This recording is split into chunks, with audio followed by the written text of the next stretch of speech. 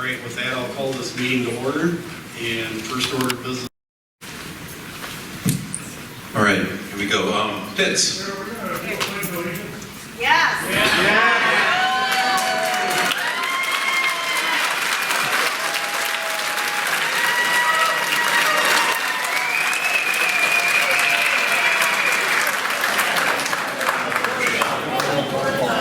Can we do it after the roll call?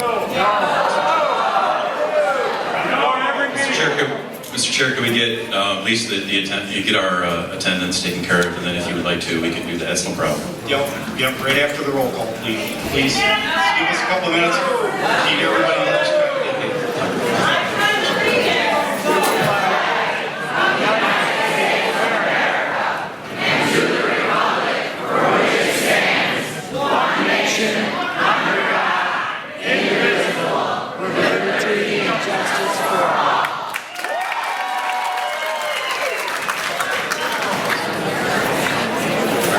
Back to the business. Great. Thank you all for that. Commissioner Pitts. Schooley. Richter. Wheeler. Theron. Mate. Ayers. Here. Thank you. Roll has been taken. Thank you very much. The next order of business is to approve the minutes of the last meeting held on June 7th, 2021. Unless there's any change or anything, I'll entertain a motion to approve. Got a motion and support. All those in favor can say aye, and we'll do a roll call vote on that too, please. Yes. For approval of the minutes from June 7th, Schooley. Aye. Richter. Aye. Wheeler. Theron. Aye. Mate. Aye. Ayers. And Pitts. Aye. Motion passes. Thank you very much. All right. I'm going to introduce Tony Costanza, the city attorney. He's got some things he's going to go over with us for the meeting tonight. Please be patient. You need to understand some of the rules, okay? Thank you. Here's Tony. Good evening, everybody. My name's Tony Costanzo. I'm the city attorney. Sounds like you guys are ready to get rolling. But I do want to go over a couple of things, all right? Because this is democracy in action. And I think we all should be proud. It's a huge turnout. That's the way it's supposed to be. So I want this to work the way it's supposed to work, too. Okay? All right, so this is just the order of events. As soon as I'm done, and I'll be done soon, I'm going to turn it back over to the chairman, who is going to introduce the people from Bethany Christian and or the Masonic Home, who are going to give their presentation. And then, once they're done, the Planning Commission, all the members here, can comment if they want to. They can ask questions if they want to. When that's over, it's a public comment. That's why I think most of you folks are here. And once the public comment is over, the public hearing will be closed. And then at that point, it's up to the Planning Commission to take whatever action they deem appropriate under the circumstances. All right. So now this is, and I'm sure most of y'all know this, but this is a request by the Michigan Masonic Home, Bethany Christian Services, pursuant to what is known as the Conditional Rezoning Ordinance in Alma. It's 60-382. They want a conditional rezone. The land is currently zoned R3. This is on Warwick. This is the old Warwick Living Center, to CI, which is campus institutional. So the process that they've done so far, they file an application. They have to offer conditions that they believe will encourage the Planning Commission and ultimately the City Commission to approve it. That's been done. They've offered these conditions. The next step is tonight, the public hearing before the Planning Commission. Planning Commission tonight can do one of four things. They can approve it, they can recommend approval, and then it would go to the City Commission. They could recommend approval with additional conditions. Then it would be up to the Masonic Home and or Bethany to come forward with those conditions and go forward with that. They could recommend denial. Or they could recommend, if they feel that there's more information that had to be gathered, if there's questions that are asked tonight that will not be answered tonight, and they feel they need more time, they can table it if they feel it's necessary. This ultimate decision by the Planning Commission, once it's ultimately made, is a recommendation to the City Commission. One of the things that the Planning Commission has to decide before they either pass or deny this are the conditions required under Ordinance 60-381, which is in the zoning ordinance. And so these are the things that the Planning Commission is looking at to make a decision here, ultimately. So the first one is whether the requested change is justified by a change in conditions since the original zoning ordinance was adopted. Number two, the possible precedents and possible effects that would likely result if this is approved. Next, the ability of the city or other governmental agencies to provide services, facilities, and/or programs that might be required if the request was approved. Next, the effect of approval of the request on the adopted developmental policies of the city and other governmental units. And those findings will be made as part of the public record if and when a decision is made, okay? All right. Now, as far as the comments and questions by the Planning Commission and the public comment from you folks out here, I know you guys are ready to rock and roll, but I want you to, hey, here's the deal. This is the City of Alma. We're going to take comments from anybody here. I don't care where you're from. We're going to listen.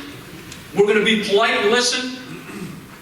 All we ask is you give your name and your place of residence. That'd be an address, just where you're from. And we'll listen. But we've got to preserve order and decorum. That's how this works. We need respect for everybody. I'm not on social media. I'm not on Facebook. But I've heard that both sides on this issue may be going a little too far on Facebook. This isn't Facebook. This is democracy in action, all right? We're counting on it. There are honorable members of the Alma Police Force, they are all honorable, that are here just in case. But don't make them have to do anything, right? They do enough, all right? Okay.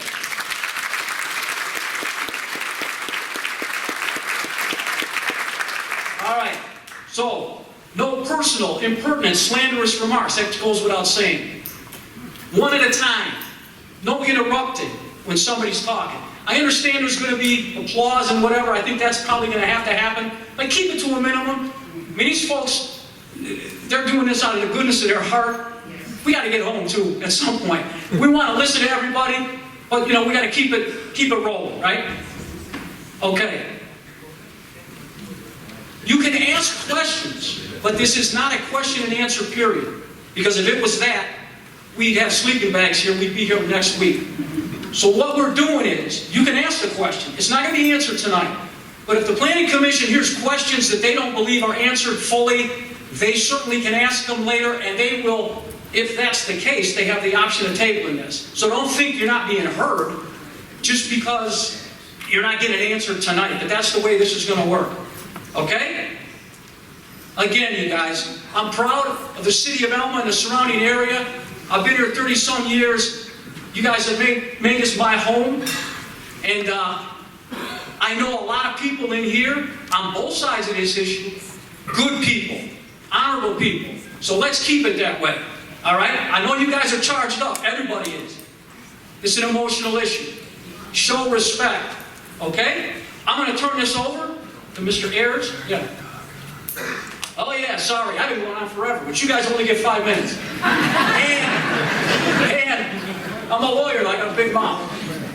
We're going to try to keep on that though, because it's important. We want everybody who wants to talk, the ability to talk. Like I said, man, we'll be here till tomorrow if we don't keep it to 5, okay? We get applause and stuff, and we need to give somebody a little extra because of the applause we do. Yeah, but yeah, it's kind of like tennis. You can yell for a little bit, but then when the next guy's getting ready to serve, you got to shut up. You know what I mean? That's how that works. I don't think that'll be a problem. I think you guys will get the hang of it. All right, Mr. Harris, the floor is yours. Thank you, Tony. I appreciate it, and welcome everybody. I expected to be crowded. Wow. All right, with that, number 5 on the agenda, the public hearing, conditional zoning request. Michigan Masonic Home has submitted a request for conditional rezoning at 842 Warwick Drive to allow Bethany Christian Services to operate an unaccompanied children's program, also known as a transitional assessment center, at the location. This use is not allowed within the R3 multiple family district, but can be considered under the conditional rezoning ordinance. Included with the packet is Michigan Masonic Home's conditional rezoning request and a draft conditional rezoning agreement with proposed primary and additional use restrictions and site plan. Now, hopefully everybody's had an opportunity to get online and look at that. It's quite lengthy. With that, we have a 10-minute presentation by Michigan Masonic Home and Bethany Christian Services. Mr. Chair? Yes. Could we get a motion to open the public hearing, please, with a second? I thought we were going to do that after their presentation. We're going to do it at the presentation? Oh, yeah, you're right. We should probably open. All right, we have to open the public hearing first, and then, I haven't done this a lot, you can tell. Anyway, the public hearing is now open in Bethany Christian Services in Masonic. I'm sorry. I'll make a motion. Motion and support. All those in favor say aye to open the hearing, and then we'll do a roll call. Okay. Roll call. Richter? Wheeler? Aaron? Mapes? Yes. Ayers? Yes. Pitts? Yes. And Schooley? Yes. Motion passes. Hearing is open. Okay, thank you. I thought usually I could open them. Okay. All right, with that, Bethany Christian Services in Masonic has a presentation they want us to observe. Yeah, and the planning commission, please come down and sit in the front row seats here.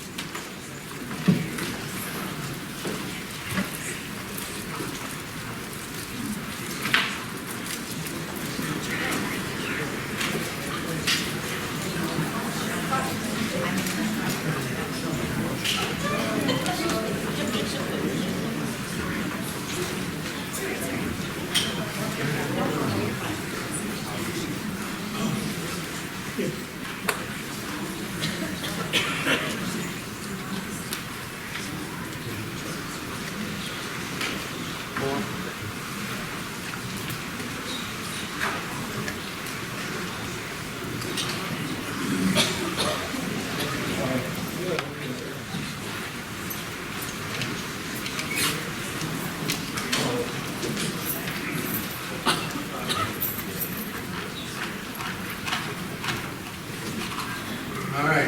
Well, thank you for having us here tonight. I'll just make an introduction of myself, and I'll let Mike introduce himself. But I'm Todd Mogenberg, the CFO of Masonic Home. And I'm Mike Logan, CEO of Michigan Masonic Home. Well, what I want to lay out tonight, obviously you got the packet for our zoning application, conditional rezoning application, which I bet you have that. So we go to the next slide. Just want to lay out a couple additional pieces of information, our points of interest for folks. So just, like I said, point of reference for everybody. I put out here a timeline of when Masonic Home bought Warwick. If you didn't know, Masonic Home did not construct Warwick. In Michigan Health Care Associates Limited, they built the building. They moved from the old Wilcox on State Street out to where they are on Warwick Drive. On December 31st of 2014, Michigan Masonic Home wound up purchasing Warwick Living Center. We operated that. You see, on November 13th, 2020, the Home Board of Trustees took action from recommendation from management to begin the process of closing Warwick Living Center starting in January of 2021. As you're all well aware, the pandemic hit. We were talking March of 2020. We continued on for a good portion of our fiscal year. Wound up being, at that point in time, in November, we made that recommendation. When census declined at both locations, it had obviously a financial impact on operations, and from a staffing perspective, we want to gain some operational efficiencies. So a recommendation was made to the Home Board of Trustees. They approved that. On December 30th of 2020, you got to remember, as a skilled nursing facility, you know, it's one of the most highly regulated industries in the nation. So on December 30th, we just can't turn around and close anything without proper notification. So the home submitted closure to the Michigan Department of Licensing and Regulatory Affairs, LARA. We have to give 60-day notice, at least 60-day notice to residents and their families, which is what occurred. Last day of operations there was March 4th. All the residents have a right to decide where they want to go from there. The options given, you know, it was laid out where you could, other alternatives, or they could come over to Masonic Pathways. So as of the 4th of March, Warwick Living Center effectively closed. Shortly thereafter, April 1st, we had our initial on-site discussion with Bethany regarding the use of this site for what they're looking for a transitional assessment center through a mutual business contact of ours. On April 15th, we entered into a non-binding commercial lease letter of intent with Bethany. Again, non-binding letter of intent.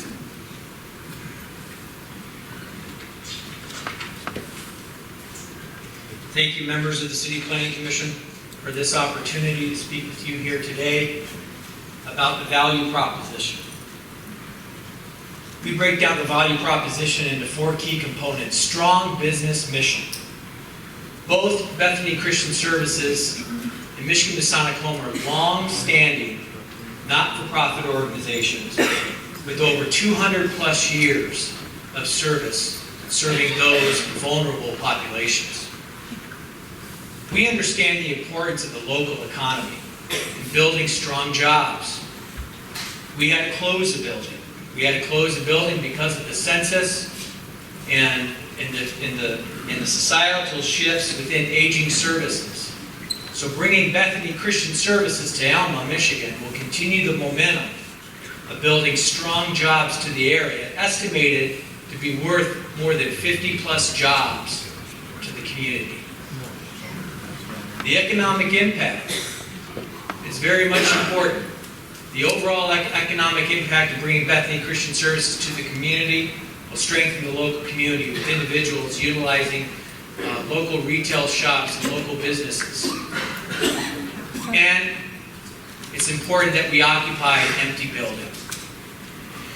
We've all heard about the broken window theory.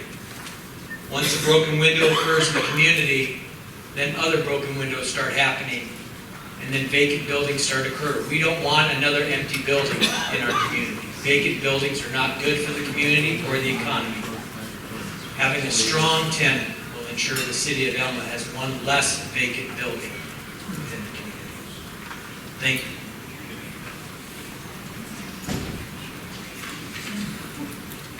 So to recap our request here, from Masonic's perspective, this is a humanitarian effort to take care of kids in need. We would act as a landlord. Bethany will operate as the leasee, and that's part of the application. We will always be the landlord there, because we are part of this community. Bethany will always be the leasee. There won't be an option to purchase. We will be the landlord for the duration of this conditional rezoning. As Mike pointed out, this will strengthen the existing local economy. As he said, unoccupied building is not advantageous to anybody. The proposed rent, since, as Tony pointed out, I don't do social media either, but I've heard comments that, oh my God, there's a lot of money being paid for rent. Yep. The rent's going to equal on an annual basis a little over $385,000. That's covering our principal and interest payments on the building. As you're all well aware, if you start a business, you buy a business. You know, Dave and Marge Roseland, the Michigan Health Associates, they did not give the building for free to Michigan Masonic Home. We had to buy it. It was financed, and financed for X length of time. Well, that rent is going to cover our principal and interest payment on that. Obviously, each succeeding year, our expense will get a little less as soon as we pay down more of the principal. But that is a recap. Another portion of what I had heard too, just to let you all know, I mean, Bethany will get into this. These are a federal grant for Bethany to operate this. Just bear in mind that operating as a SNF, skilled nursing facility, if you look at our 990s, which are public information for everybody to look at, as Mike pointed out, we're 501c3s. There is nothing secret out there. We have to issue our tax return every year, and it's published. If you look at GuideStar.org, they're out there. You'll notice that our Medicare, Medicaid revenue for the last filed cost report, I'm sorry, not cost report, tax return, is roughly 60% of our total revenue. 60% of our total revenue comes from Medicare, Medicaid. That's state and federally funded. So federal dollars are coming in here, kind of the same as what we were doing with the skilled nursing facility, but it will cover our principal and interest payment.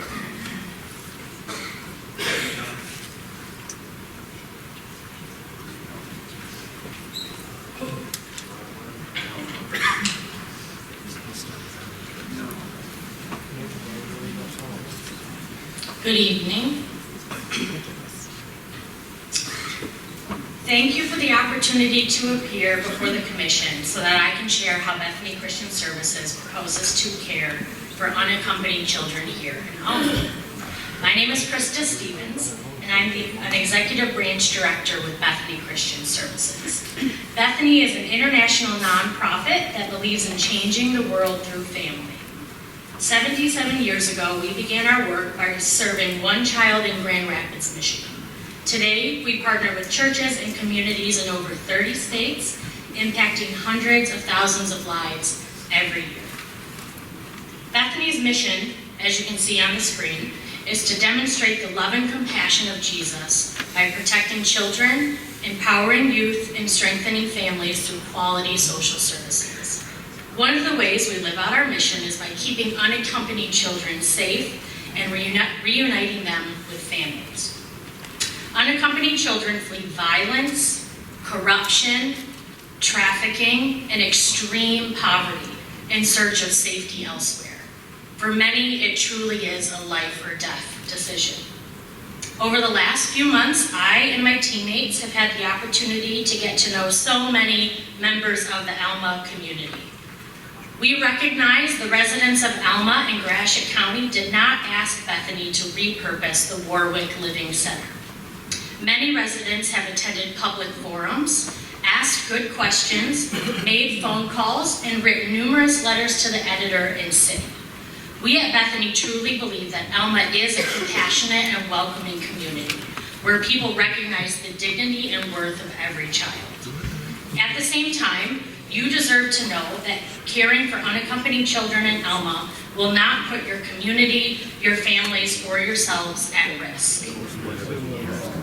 I can assure you that the safety for the community and the children is indeed our highest priority. Let's talk about vetting first. Immediately upon crossing the border, unaccompanied children are taken into the custody of U.S. Customs and Border Protection, where they are monitored and screened by Border Patrol agents before being transferred to the care and custody of the U.S. Department of Health and Human Services, which many of us know as DHHS. The U.S. government requires multiple forms of evidence to determine the age of the child. If official government-issued documents are not present, or if their validity is questioned, the child's home country is contacted. Medical age assessments may also be used. Background checks are performed by U.S. government agencies on every single child to determine if they pose a risk to themselves or others. After the child is fully vetted, the U.S. government determines the most appropriate care setting based on their needs. Several specialized care settings are available for unaccompanied children. In Alma, Bethany is proposing to open a small group shelter for the short-term care of low-risk children. Second, let's talk about security. Bethany is licensed by the state of Michigan and monitored by the state and federal government. Anything that endangers a child, staff, or the community would be immediately reported to the state licensing board, Child Protective Services, local law enforcement, and the U.S. government. We will work alongside existing community systems to help ensure the wellness of the Alma community. Bethany has helped reunify more than 12,000 children with families since 2012. No child has ever left one of our small group shelters and caused harm. If a child needs care in a more secure setting, Bethany will recommend to the U.S. government that he be transferred. Bethany will also have security services on site. Furthermore, Bethany's programs are monitored by the Verkada camera systems, which provide around-the-clock security while allowing the youth to be safely cared for in a therapeutic environment. Third, let's talk about length of stay. Bethany provides reunification services for every child in care, typically releasing a child to a family member within 45 days. Bethany is able to successfully reunify a child with their family 95% of the time. For those who are unable to reunify with family, Bethany has long-term care options available. Bethany's proposed program in Alma is not for long-term care. If a child in Alma is eligible for long-term care or turns 18 before release to a sponsor or family member, he will be transferred out of Alma. We believe Bethany's proposal is a win-win for children in need and the community in Alma. More than 50 jobs would be created in Alma if Bethany's proposal is approved, bringing significant resources into the community and supporting the local economy. If Bethany's proposal is not approved, the Warwick Living Center could remain unoccupied. This program is fully funded by the U.S. government and would cost the state of Michigan nothing. I trust the Planning Commission has reviewed the conditional rezoning request for the Warwick Living Center from Bethany and the Michigan Masonic Home. The Bethany team and I are happy to answer any questions that the Planning Commission or the community has. Before closing, I'd like to share about something that can easily be forgotten. The children who would be cared for in Alma if our rezoning request is approved. Because for us at Bethany, helping children is a moral issue. I ask that for a moment you put yourself in Jose's shoes. Jose grew up in El Salvador. He helped his dad farm and he did well in school. While he was just 14, I'll say that again, when he was just 14, Jose was shot by 2 gang members after walking out of church on a Sunday. Recognizing that he was no longer safe at home, Jose left everything behind and fled to the U.S. He sought the protection U.S. law offers him, was granted legal presence, and was placed in Bethany's care while his petition for immigration relief was heard by a judge. Unlike most of the children who would be cared for at the Warwick Living Center, Jose did not have family in the U.S. who would care for him. But he was able to enter one of Bethany's long-term care programs, and his petition for immigration relief was approved. Today, Jose is preparing to graduate from a Christian university in West Michigan. He has already been accepted into the Michigan Police Academy and will be soon protecting Michigan communities by serving in law enforcement. These children want what every child wants: to reunite with a family member who is already living in the U.S., where they will be safe and out of harm's way. All children, my children, your children, these children, no matter where they are from or what they have been through, deserve to be treated with dignity and respect. Bethany believes children belong in small-scale settings of care that can best attend to these unique needs. They have experienced trauma that no human, much less a child, should endure. Rezoning the Warwick Living Center would allow us to achieve our goal of providing these hurting children with the care they need. We're grateful to the Planning Commission for considering our request, and we welcome the opportunity to answer your questions. Thank you.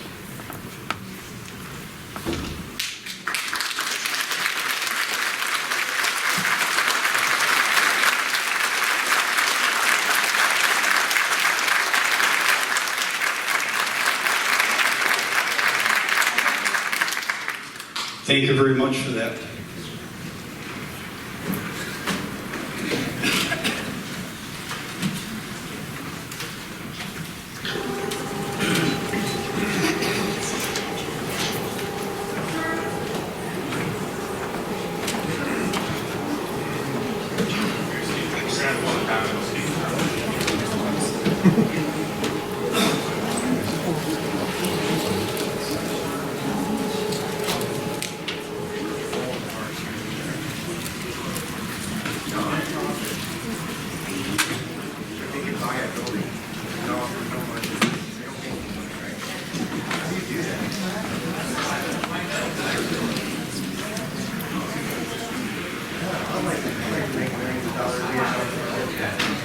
Thank you very much for that. Just want to remind everybody, please be polite and let them talk. It didn't get too bad there, but we try to keep it down, okay, please? I'm going to start it off with my first question, and then I'll pass the mic to anybody else that has one. I just have to find it here. I wrote it down.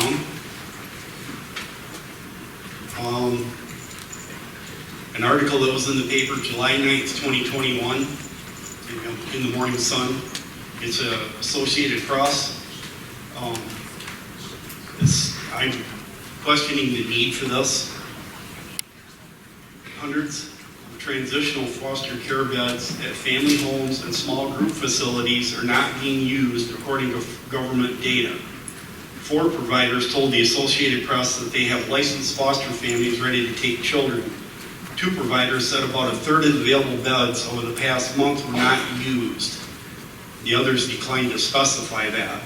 But it says not just foster families, but transitional homes like what you have. And they're saying that they aren't filling the beds.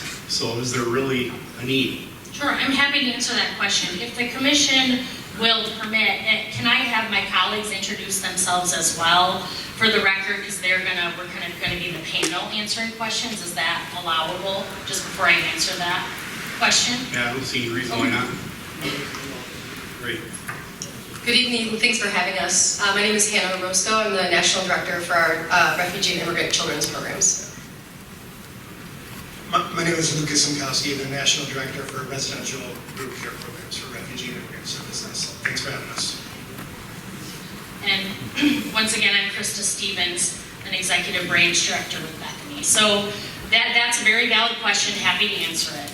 We have, what we're proposing in Alma is a short-term shelter, which is slightly different than what's in that article, a transitional foster home.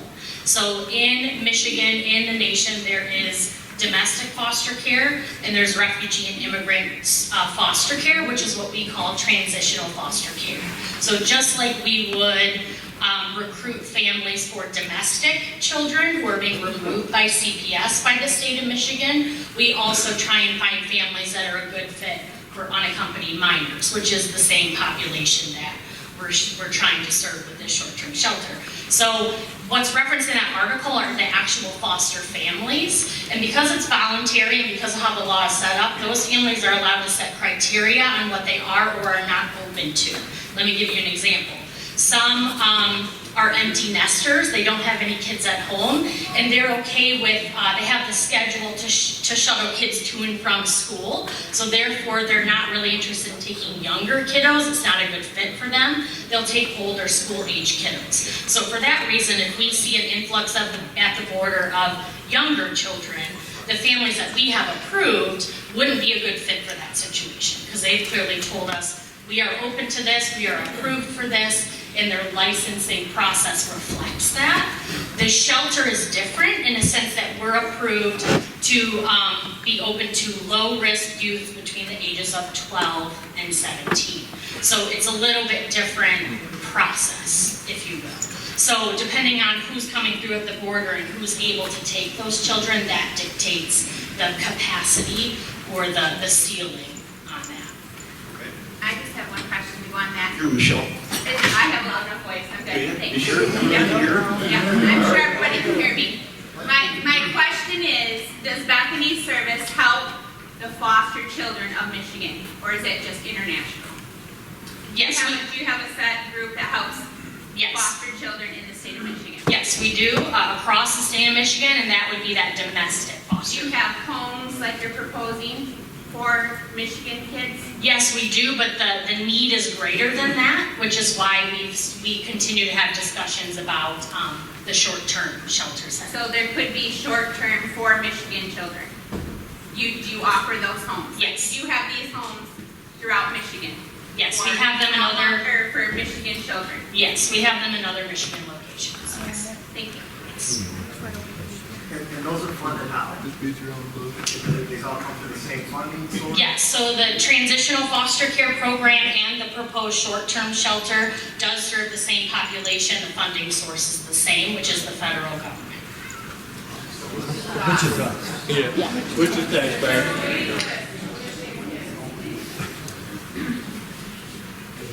This is only for the planning commission to ask questions. It's okay, thanks.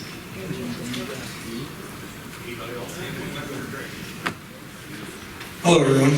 I guess first, in the interest of transparency, I'd like to let everyone know that many of you already know, I'm sure, but I am also, my name is Greg Mapes. I am also serving as the mayor of the city of Alma, and I have been a Mason for pretty close to 40 years now, second generation in the city of Alma Mason. So very proud of my affiliation there, but I do come to these meetings with an open mind, and so therefore I want to ask a couple of questions of you if I could.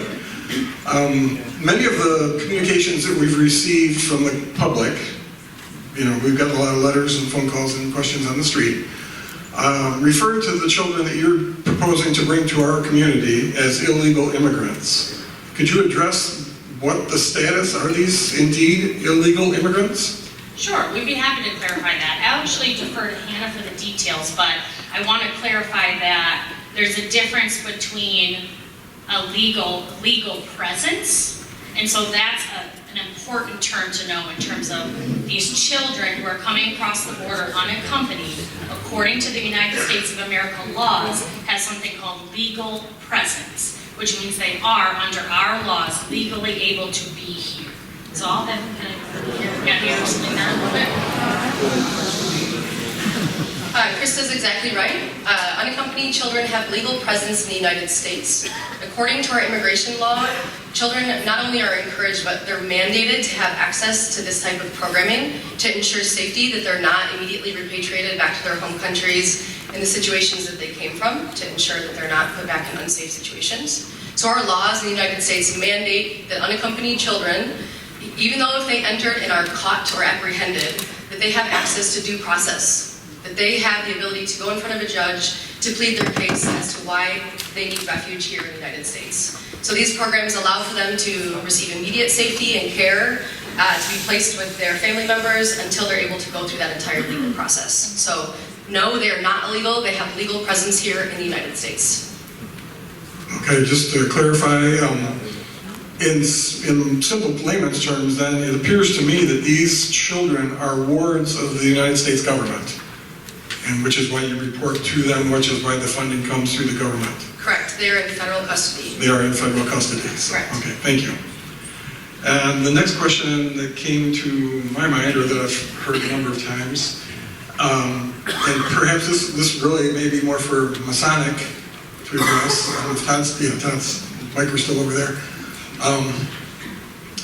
A number of communications we received also asked the question of, you know, why this program? Why aren't you?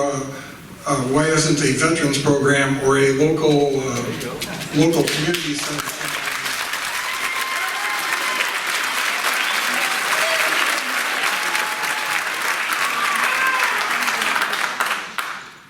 As the timeline showed earlier in our presentation, you know, the facility was closed March 4th. And through a mutual business contact, Bethany reached out to us and we had some discussion. So as Masonic Home, we're not at all opposed to anything being used in that facility except for another competitor, which, if you think about it, we wouldn't want another nursing facility 4 or 5 blocks from us. So, to answer your question, sure. We did for years. Did anybody approach us to use the facility as such? That would be no. Bethany did, so we started talking with them. After our discussions with them, knowing what a great organization they are and what kind of program they're looking at providing. You know, it fit that humanitarian effort on our part. So. Okay, thank you. So basically, again, to simplify what you just told me and make sure I understand you correctly, no one else is coming forward proposing any other uses for this vacant facility. Is that true? We have had another discussion with another big nonprofit, a hospital, regarding children's mental health aspect.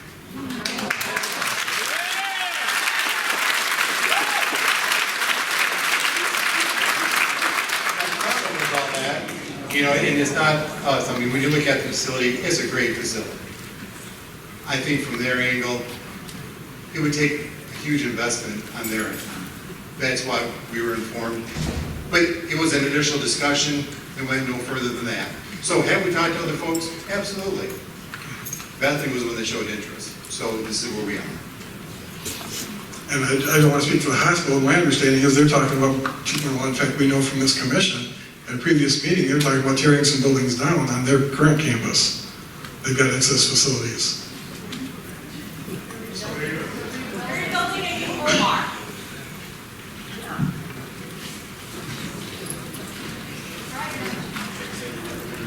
Anybody else got any other questions? Turn them loose. Thank you. Maybe it's my background, but the one I hear frequently from people is about security and those items. And I guess I had asked a while back, and I did see you put some of the information of your mandates and things, but explain for the folks here, I think, and for us, especially in the commission, the process. There's a couple different things. I think there's a major fear of somebody leaving. That's not what I'm referring to. How do you deal with things internally that happen inside the facility? Are those reported to local police, or are those somehow taken care of through the federal government? Yeah, that's a great question. Thank you for raising that. So this program is monitored on multiple levels, one of which is by the state of Michigan, MDHHS, through the Division of Child Welfare Licensing. So it is licensed as a child caring institution. Because of that, we have to go through a full licensing process where they review all of our programming, our policies and procedures and practices to ensure it meets state of Michigan standards. And then as a result of that process, they do quarterly unannounced monitoring visits to the site where they review files, they talk to staff and talk to youth as it relates to things that are going on there. There are a pretty comprehensive list of situations that we would report to the state of Michigan as they occur. So we're in close contact with our licensing consultant through the state of Michigan. On an additional level, the contract is monitored by Lutheran Immigration Refugee Services, also known as LIRS. So they oversee our overall general compliance from a federal standpoint within the programs, and that includes monitoring, including on-site monitoring, and then the additional level would be through the federal government, the Office of Refugee Resettlement, where they provide both on-site as well as what they refer to as desk monitoring. And there is a stipulation that at this point it's within 4 hours that a significant incident report is reported to the federal government for really down to if an individual cuts their fingers. It's pretty comprehensive in terms of what we report to the federal government, as well as to the state of Michigan. So it has these various levels of monitoring in addition to our own internal monitoring that occurs from Bethany headquarters. Based off of our experience with other programs that are similar, we have on-site presence as well as through, again, the desk monitoring process, quality assurance process to ensure that the programs are meeting the standards of care that we need them to. So we're dealing mostly with standard of care and monitoring. I'm talking, you have an assault, you have something, and I'm looking from a local perspective, and this would not be an issue for locals to then get involved. This would be reported through the other means. This would be reported through the other means. There is at a state level something if at certain levels, then we would also contact the police to inform them, but most of the issues that are handled majority. Yeah, and through the other entities, correct. I can, just to elaborate a little bit, elaborate on the in-building security, so that was referenced briefly in the opening statement. There is security cameras inside the building. That is a requirement. We're held to those rules, laws, and policies. But each door is alarmed. So meaning if a child were to exit, every staff member, including those like in authority who are on site, would also be alerted of that so that they knew if anybody was exiting the building. This building is considered least restrictive. It is not a jail for the children. These are low-risk children. The city of Alma has on their website, I checked and looked at it today, it was part of our application with the Masonic team. Speaking to that a little bit, elaborating on that a little bit, but if a child were to exit, we would notify immediately local law enforcement, and if we couldn't get the child back in the building ourselves, we would work collaboratively with them. Earlier, the question was asked, do we have other facilities like this or other programs like this in Michigan? We do in West Michigan. That facility has been around for 8 years, and we've only had a child leave once. That child did not leave because they did not feel they were safe or were fleeing anything from inside the building. They were leaving because they thought that their family member lived nearby. So they were leaving to go find that family member. We did work with local entities to return that child. Otherwise, commonly held statements by that community is that they did not know we were present in the community because it is so contained.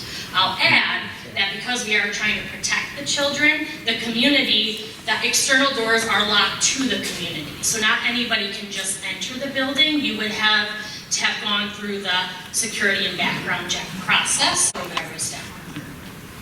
If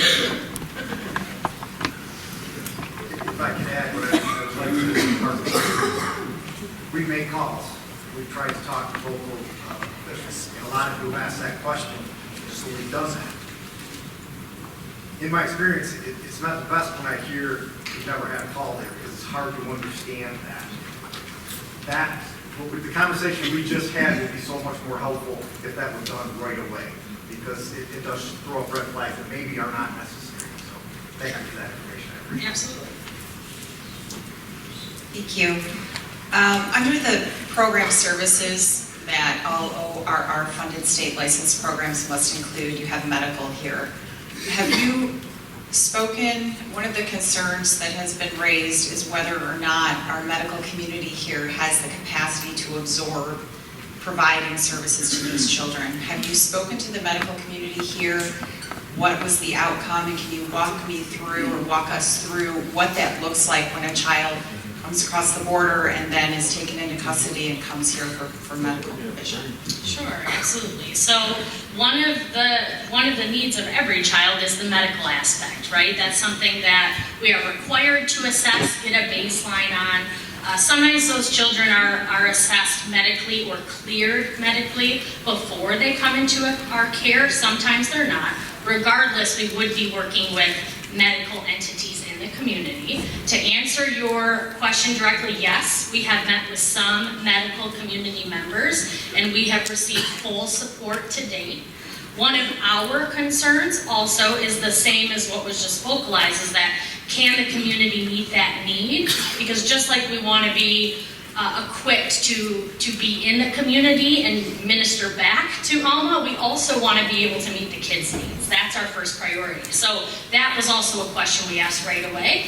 And the answer was, from the community members that we asked, yes, they can meet that need. We gave them estimations, we gave them worst case scenarios, we gave them time frames, we gave them billing information, and how all of that would work, and the answer was still yes.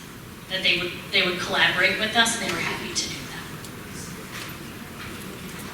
that. Okay, a couple questions that were asked to me are directed to the Masonic Home. Does the Masonic Home have, they're for the nonprofit and they work with children, you know, with the programs that they have. Do they have any homes in Michigan like this that are for the children of Michigan that they sponsor? We do not. Okay. But you do have the programs that do help the children through, right? Like this, is it this, the Rainbow Sisters? Part of our fraternal. I can't remember, I'm sorry, I can't Part of remember. our fraternal organization includes a youth program for young men, young boys and girls. We have the Rainbow Girls, we have Job's Daughters, and we have Team Malay. And they're part of our fraternal system. Okay, but there's no home that you offer, correct? Okay, I was just asked that and I didn't know the answer, so I just wanted to ask. Thank you.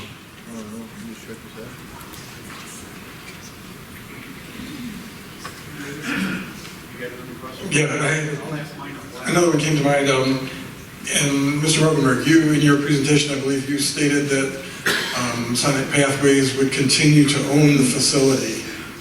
Did you, and without going back through this, I forget, did you stipulate in the conditional rezoning that the conditional zoning would only continue if you continue to own the facility? Correct. Okay, so that is in there. Perfect, thank you. Trying to get back to the vetting, we see news reports all the time on TV, you know how they are, interviews with Border Patrol, interviews with people that work in the detention centers at the border. The time frame that these kids have to be out of there, they're saying that there's absolutely no way that they can vet all these kids before they're distributed to maybe people like you or others. Can you elaborate a little more on that? Because, you know, we keep hearing that there's so many of them, there's no way that the kids can be vetted properly before they're dispersed across the country, I guess is the way you word it. Sure, that's a valid question, and I would say there's a multi-step process to that. It's not on just one particular person or entity to participate in the vetting process, but again, I'll defer to Hannah on that.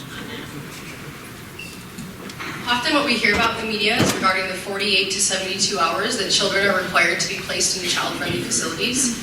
That stipulation, the 48 to 72 hours, 2 to 3 days, that comes from a piece of legislation that was brought about because of litigation against, or because of a group of children that were cared for improperly.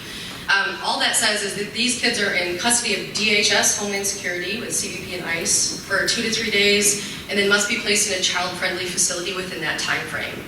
So during that time, they're assessed according to where they come from, their medical status, and then they make the determination for where to refer them into which programs according to their level of security.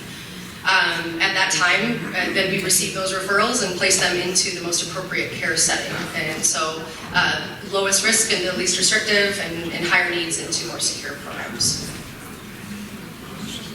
Yeah. So just to add to that too, I can't really emphasize enough the staff that are trained in our facility before they get to us, as well as when they're in the facility. And so they go through rigorous training, trauma training, and they bring assessment skills before they're even hired. And so we're assessing in an ongoing way as well. And this was, again, briefly mentioned in the opening statement. If a child were to ever exhibit higher needs that we cannot meet, we would immediately put forth a recommendation to transfer them out, if you will. And that would not be in Alma because there's no facility equipped to accommodate that. I don't know if that would satisfy the people that wrote some of these questions out here, but I just wanted to, about the Border Patrol and all that, saying there's no way that they can be possibly vetted properly before they're just, you guys don't know anything about that. That's, I mean, how do you know that the children that you're getting have been vetted for some kind of trauma, gang membership, anything like that? I mean, do you know when you get them for sure, or do you have to do a lot of evaluation yourself to see whether they need to be moved out? I mean, that's the purpose of our program, is to provide assessment for what are the needs of this child. So yes, there is some inter-program transfers according to their level of needs. But there are a lot of kids who end up spending a lot longer than 72 hours, unfortunately, in CBP custody. But there is a certain list of criteria. So gang affiliation, that is an automatic to a certain level of restriction of the program. So there's a certain level of criteria. If kids are referencing the need for safety and are fleeing violence, we're talking about kids that don't want to be in gangs. They're trying to flee them. And so those are kids that want to come into our programs that are perfect for our least restrictive setting in low-risk community. Any new information that would come during any of our assessment processes would be immediately reported to the federal government. Thank you. Anyone else on the planning commission got questions before we open it up to the public? All right, with that, thank you very much. Yeah, thank you. And like Tony said, please, one at a time, and be polite. You have 5 minutes, and Eric's going to get the clock set up here. There's a clock on the monitor up there that hopefully you can see from the microphone. I can see it a little bit here. And he'll give me a 1 minute warning and try to limit it to 5 minutes. So who's first? Just come up with the mic. Yeah, don't get too long in line, but two or three people up at a time, be all right. And your name and your city, please. Good evening. My name is Dawn Daniels, and I am an Alma resident of 21 years and a new small business owner in downtown Alma since summer 2020. I stand before you to declare my wholehearted support for the proposed rezoning of the Warwick Living Center for the purposes that have been well documented and presented here tonight by both Masonic Pathways and Bethany Christian Services. I have educated myself on the details of this simple and clear, and I'll repeat, clear rezoning request, as I know you all have. It is my humble view that all of the well-crafted letters of support already submitted to our local papers, sent to you personally, and posted online have quite effectively gutted the politically framed misinformation campaign that has sadly infected this process. I'm aware that there is little I can personally add of substance to the argument in support of this rezoning, other than to possibly state this. I took a great leap of faith in early 2020 to proceed in the midst of a pandemic with the creation of a new small business here in Alma that has, at its core, a deep belief in the power of the written word to inspire growth and change, as well as a mission committed to community building and inclusivity. I chose to put even deeper roots down in this place, in Alma, when I was at a transition point in my life and could have chosen any other direction entirely. Had I had an inkling at that time that it was at all possible for this community to be so unjustifiably unwelcoming, I never would have stayed. I would have invested my time, my energy, my business elsewhere. I strongly encourage you to consider the message that will be sent about the community of Alma if you choose not to approve this wholly valid and legal proposal for rezoning. Thank you.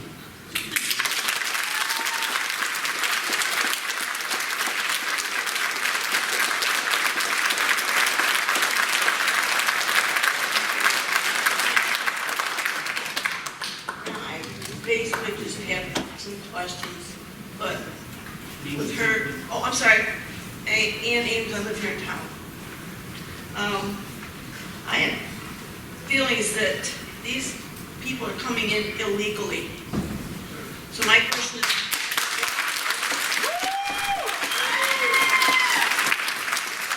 then why do we have laws that state you come in legally, do it the proper way? I'm sorry to your kids. My question is that they're talking about these children coming. I want to know what ages they're going to be. I want to know, do they know absolutely positive they're not members of the M13 gangs and cartels that deal in sex trafficking? And I'd like to know absolutely for sure, my husband's a retired corrections officer. Are they going to put concertina wire around this? Because I want to know if they're not going to be able to get out into the community. Because if you look at the news and the people who are living in Texas, Arizona, New Mexico, they have houses being broken into, guns being stolen, things happening. Is this what we want for our town? No, thank you.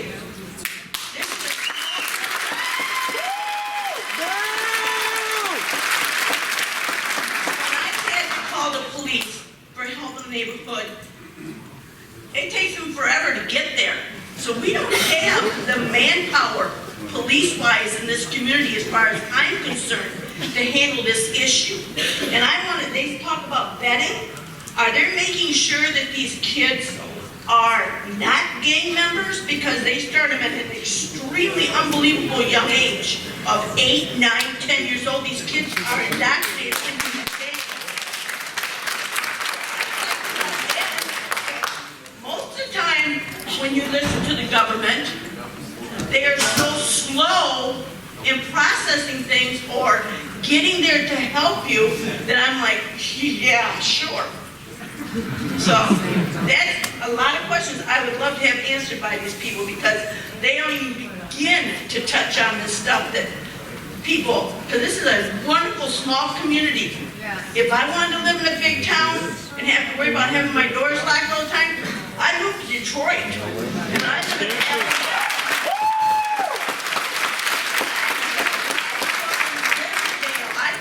Riverdale. My parents never locked the door. Like, we didn't lock the door unless we went on vacation.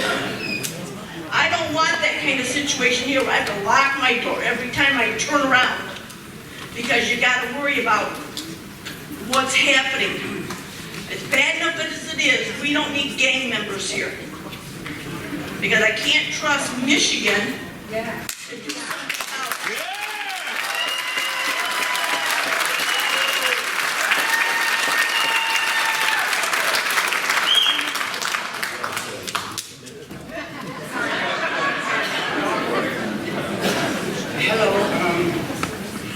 Kelly Brown, I live in St. Louis. It's with a heavy heart that I even got involved in this, because I know Jesus loves everybody. He laid it on my heart to pray for these children. It's really bad, but I researched statistics. I tried to find facts and statistics, and I hope that will spur you guys on to dig deeper, because this is like just really astounding. There's 428,000 children in foster in the United States.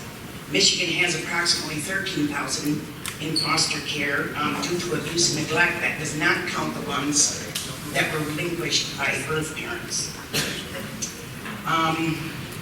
Many of them, this comes from a Focus on the Family has a orphanage. They try to do orphanage too. They have icareaboutorphans.com, and they said many of them languish for years in institutions, only to age out and be cut loose on the streets. Many become homeless. The males outnumber the females. Expenditures for these foster cares run $4.3 billion a year for administration costs, and that's just for placement and that's for placement and monitoring. That is not the physical and mental costs. Thousands of children are born in this country, live in the state of what is called, they refer to as CUTS, chronic, unpredictable, toxic stress. And with that, they experience chronic disease, mental illness, cognitive impairment, relationship failures, high-risk behavior, disabilities, and that can even add up to early death. As God willing, they do foster or get adopted, then they're into the system. And the strain on that and on the community in budget sense. There's school systems, the healthcare system, incarceration systems, welfare systems. And so I just wanted you to keep in mind the need is great here. Yeah. Our Michigan children continue.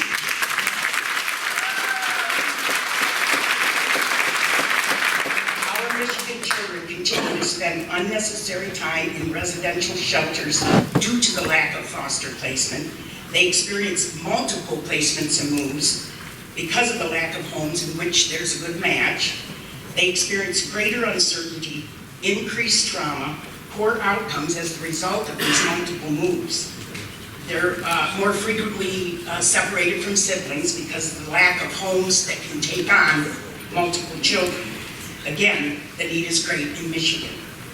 I'm for immigration. I want it done by the law.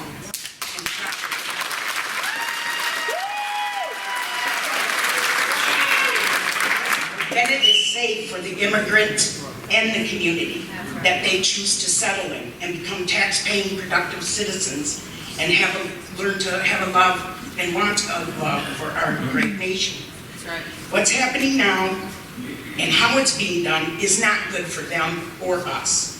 I see exploitation of these children at every turn. Adoption agency, they make millions. So, and I think Bethany Christian could take the taxpayer money and possibly go further, and their money will go further, and it would be safer for all involved. Go to these countries, build there, heal.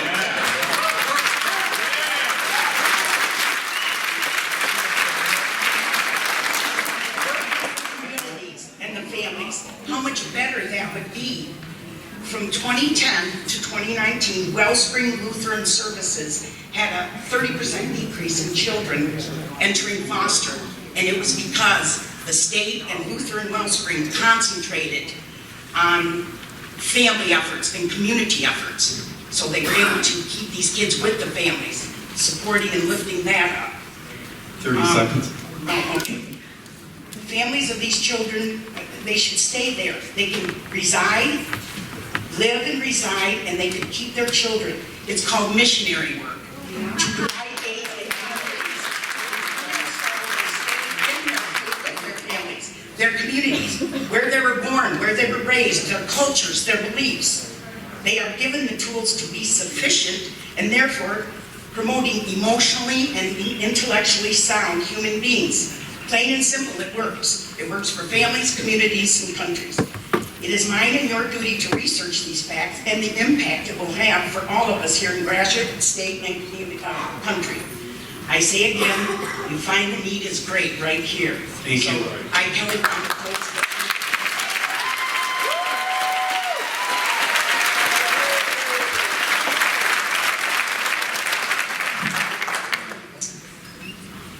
Thank you for having us, by the way. Jeff Smith, Dr. Jeff Smith. I live in Alma, Arcata Township, actually.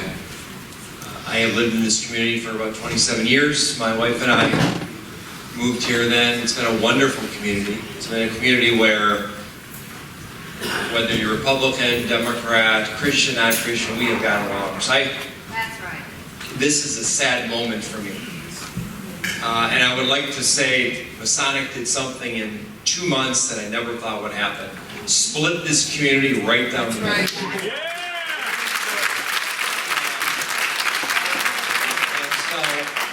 I don't really want to speak about the politics.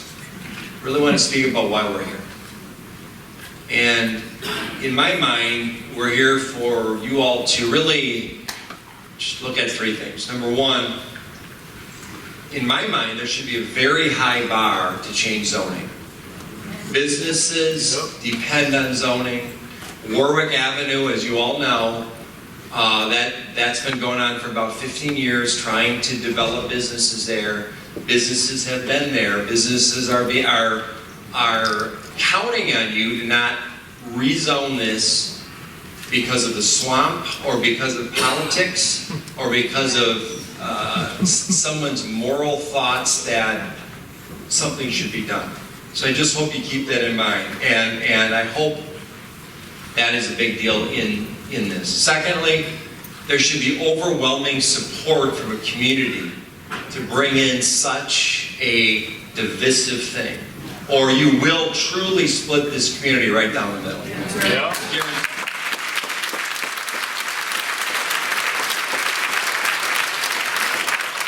Thirdly, I believe that this commission, city council, works for the citizens of Alma. That's right. And I hope when you make this decision, it is based on one thing: what is best for Alma, not what is best for me, or Mexico, or Democrats, or Republicans, whatever. It's what is best to develop business, develop schools, to have a safe community in Alma, period.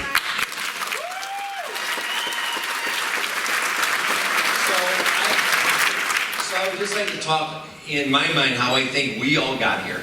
Number one, Masonic Home made a terrible business decision by completely overpaying.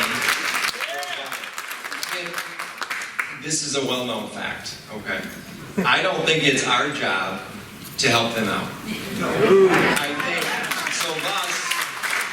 thus, they partnered with Bethany to now say, we need to change the local zoning because it's the moral thing to do and we're just such wonderful. No, follow the money, okay?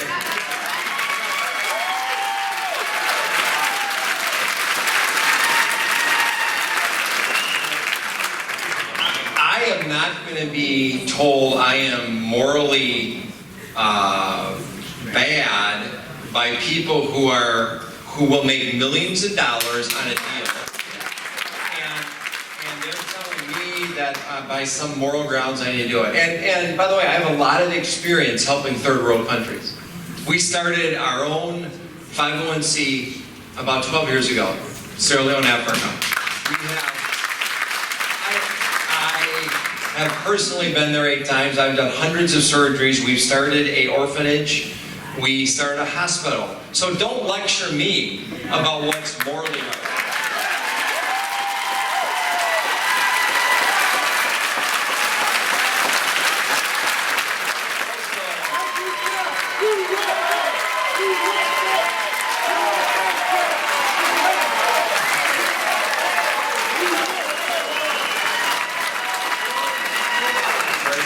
Gabe, you're cutting into his time here. And so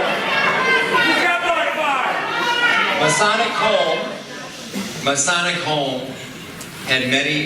did have options for this property, and I'm glad they finally kind of hinted at it.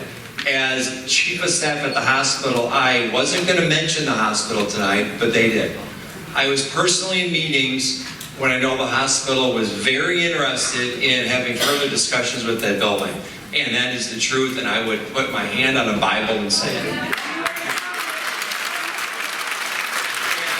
I will also say, Mayor, that we don't have excess capacity at the hospital. Those buildings are being brought down to expand the hospital, which I've been in many of those meetings as well.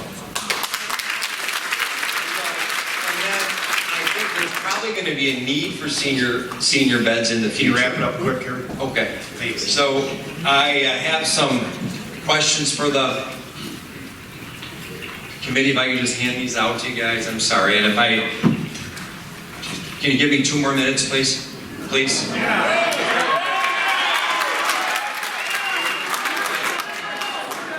Hey, folks. But this is what we're talking about, and we do appreciate this guy's dynamic. I know him real well, but that's what happens, though. We're trying to move this along. We appreciate what everybody thinks and how they're feeling, but 2 minutes, Tony. the applause is shorter than this. So we mentioned it before, so I'll give him some time, but that's what we're talking about, okay? Thank you very much, Tony. So, question number 1, define vetted, okay, and that has been discussed. Are they do they have a birth certificate? Do they have a government record? COVID, TB, etc. And I think clearly it is a half-truth to say these boys are vetted. Number 2, can you guarantee that Bethany's safety plan for the proposed facility is sound and will protect us? 3, question 3. Have you asked Masonic Home what other options they chose not to pursue? 4, what is the projected need for senior living beds in this county in the next 10 years? 5, is it normal for a nonprofit 501c to aggressively solicit support in this community with churches and others?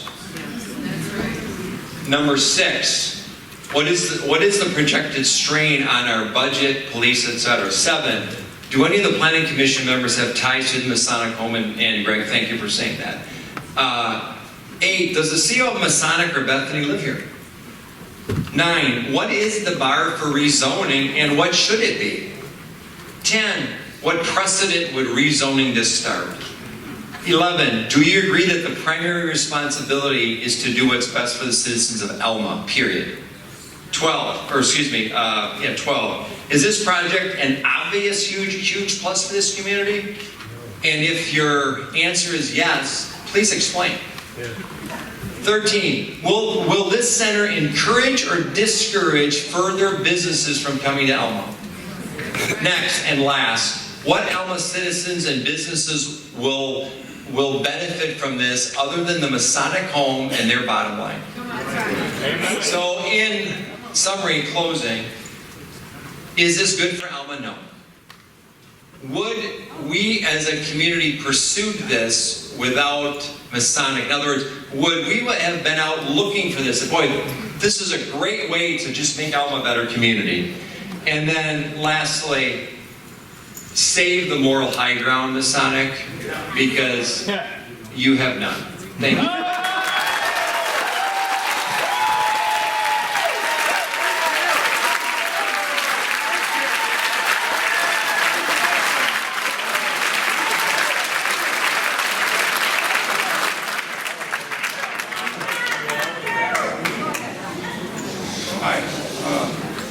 My name is Francisco Locio.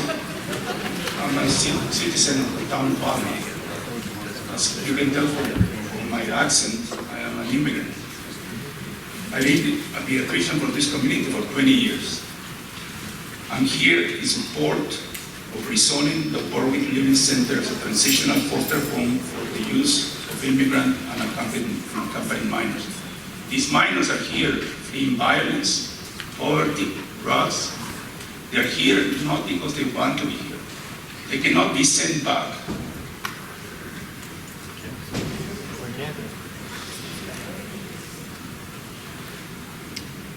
I believe Alma is a welcoming and open heart community. And I can say that me and the other pediatricians in our area will always protect and serve all the children in our community without distinction of color, race, or nationality. I have 2 school children of my own, and me and my family live less than 5 minutes from the Warwick Living Center. My work and my business is also down the road from the site. After listening to the proposal, I do not have any safety concerns of this project. I don't see these children overwhelming our services. I believe we have enough resources to take care of our children and immigrant children seeking asylum. Closing our doors to these children due to fear and misunderstanding would only send the wrong message to other people, to other immigrant physicians like me, or other people that would like to live in an inclusive community. Thank you.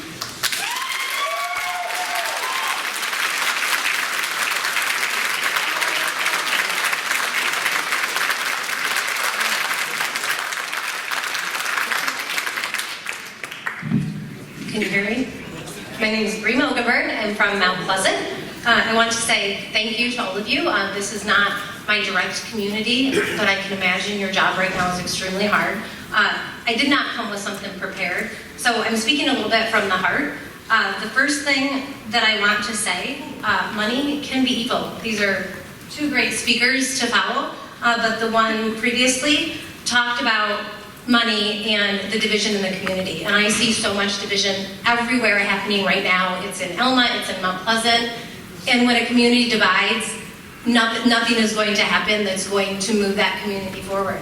Todd Mogenberg, I don't know if we're related or not. If we are, I'm still gonna let you know that mental health in Michigan right now is declining, and if you had an opportunity as a human being to pursue a mental health facility for children, that would have been a really great route to take.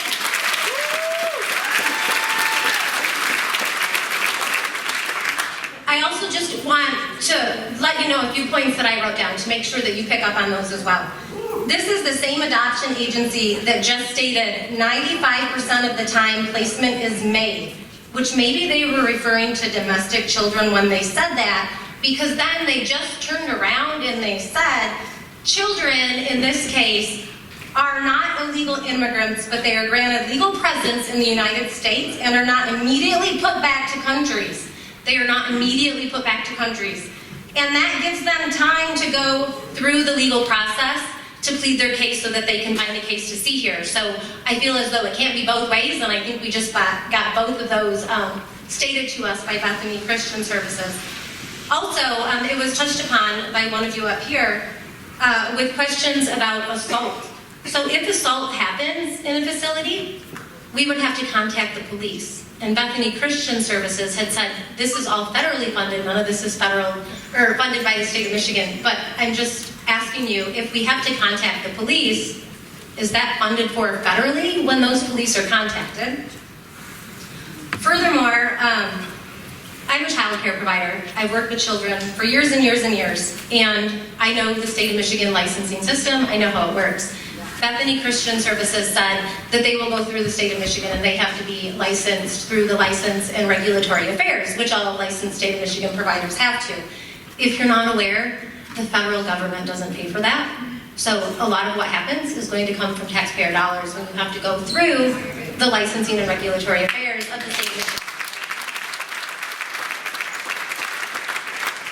Now this is a little more personal. A few years ago, I actually went through Bethany Christian Services and I was adopting a teenager. And that teenager was placed with me based on the child's request. I had known the child. The child had been through several different foster care facilities. And upon intaking that child, I was not informed not only appropriately in regards to my family composition, the placement of that child should not have taken place in my home. And by placing that child in the environment in my home with the persons that were in my home, it actually prevented that child from healing.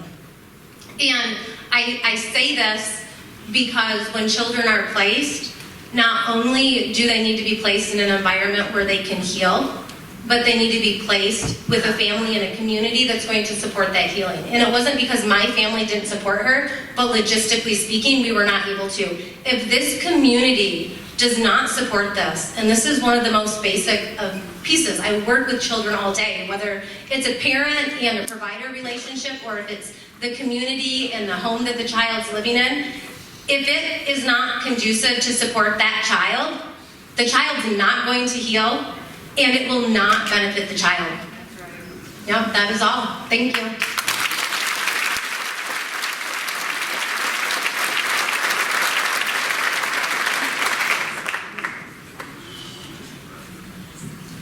Hi, my name is Susan Smith. I'm an immigrant too. I came here 42 years ago. My mom died of cancer.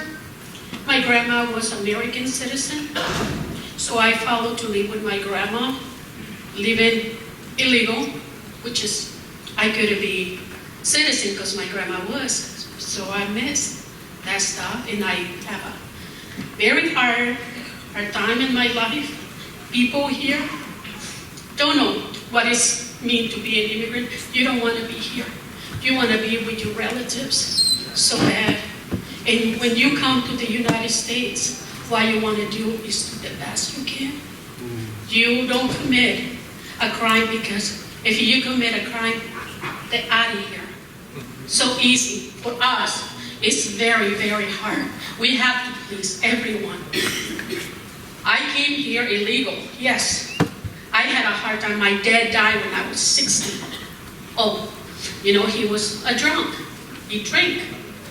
And I got to see all my childhood, my dad drinking.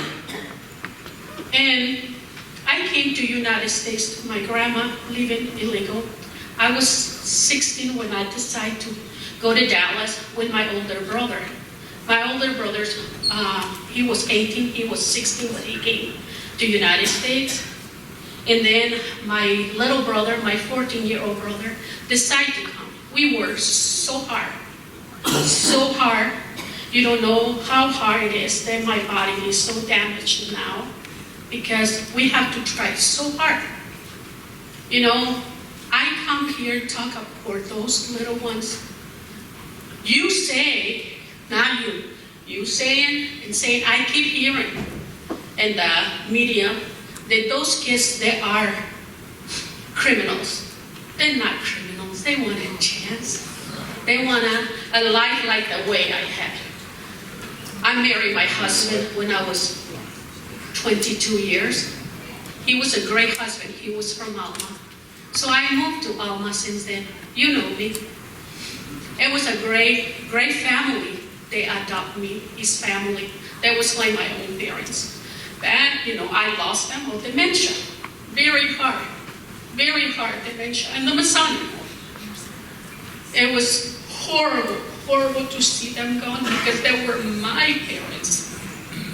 I have a horrible experience. You don't know how it's to be discriminated because you have an accent. It's horrible because you're different. Oh, in the summer, I'm darker. So, oh, Lucy, how, you look, you're Mexican. But in the winter, I get so light. How can you be lighter? Because I'm a white Mexican. Yes, I am. I'm a white Mexican. A white people in Mexico, they get discriminated too.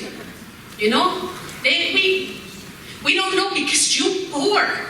It's not this, it's about money. It's not money, it's helping children. They need us. They need, you believe in God. You know, Jesus came here so poor. And I am that. I'm the most poor child they came. And here, the most poor child. And I have opportunity. I raised 2 girls. I have a good husband. I volunteer my time in schools. I was a chaperone. I was in the walking club. I was in everything. Everything you name it. I was a volunteer. And maybe some of you kids, I was with them. They needed me. I was like the mother. They called me mom in the schools. They called me mom. Now I got old. I feel old and 30 seconds. And I would love to be able to volunteer my time for those kids. You guys should come here and do it. Give your life, give your soul to them because that's why they need us. They need us. It's not about money. Come on. Don't laugh in there and move your head like the way I see you and think. No, I'm sorry. I didn't know, but I understand. But you got to I'm so sorry. I'm hurt. I've been crying. I've been locked in my home because of that. It hurts me. So sorry if you don't get it. Protect these children. Please. Thank you very much.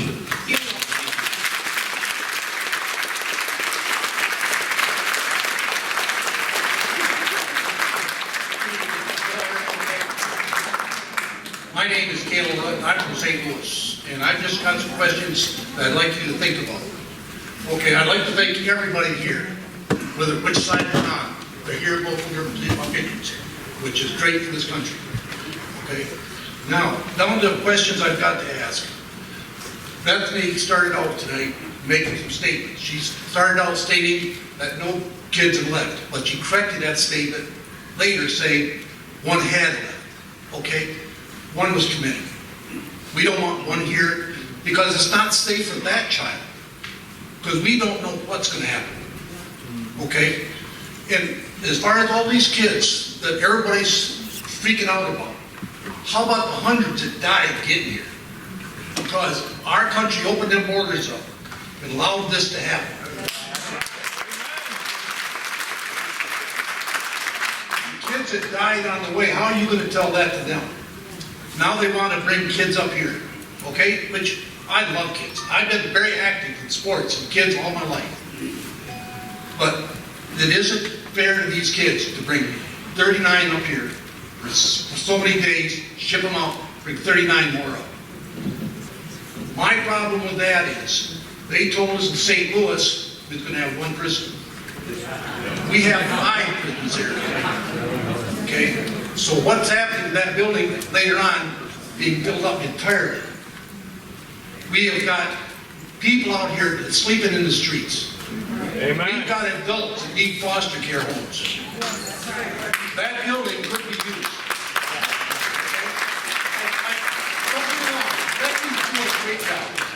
I really applaud them for what they're doing. They are taking care of kids.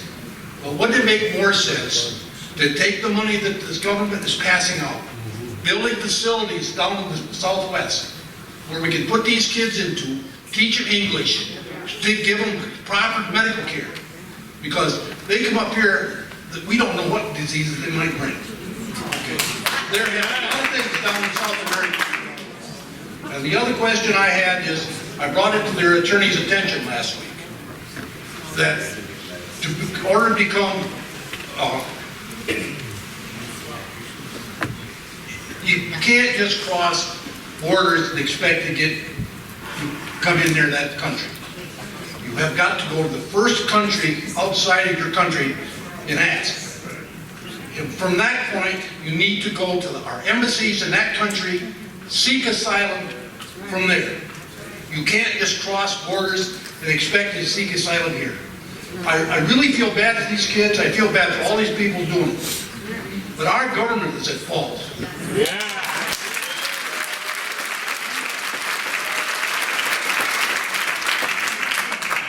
We need to have things straightened out, and they're expecting us to do a part of it, okay? Yes, we need to help. But this isn't the way to do it. Because we've got to have places for our own kids and our own community. We got to take care of us first. Amen. Okay? 39 kids up here for 40 days doesn't cut it. Because next thing we know, that building's still empty, part of it. Then they bring 80 kids up. Then they bring 120 kids up. Then they keep kids there for a longer period of time. Because once you change that over, they can do that. I appreciate you listening to me and just bumping off like an American citizen, I guess.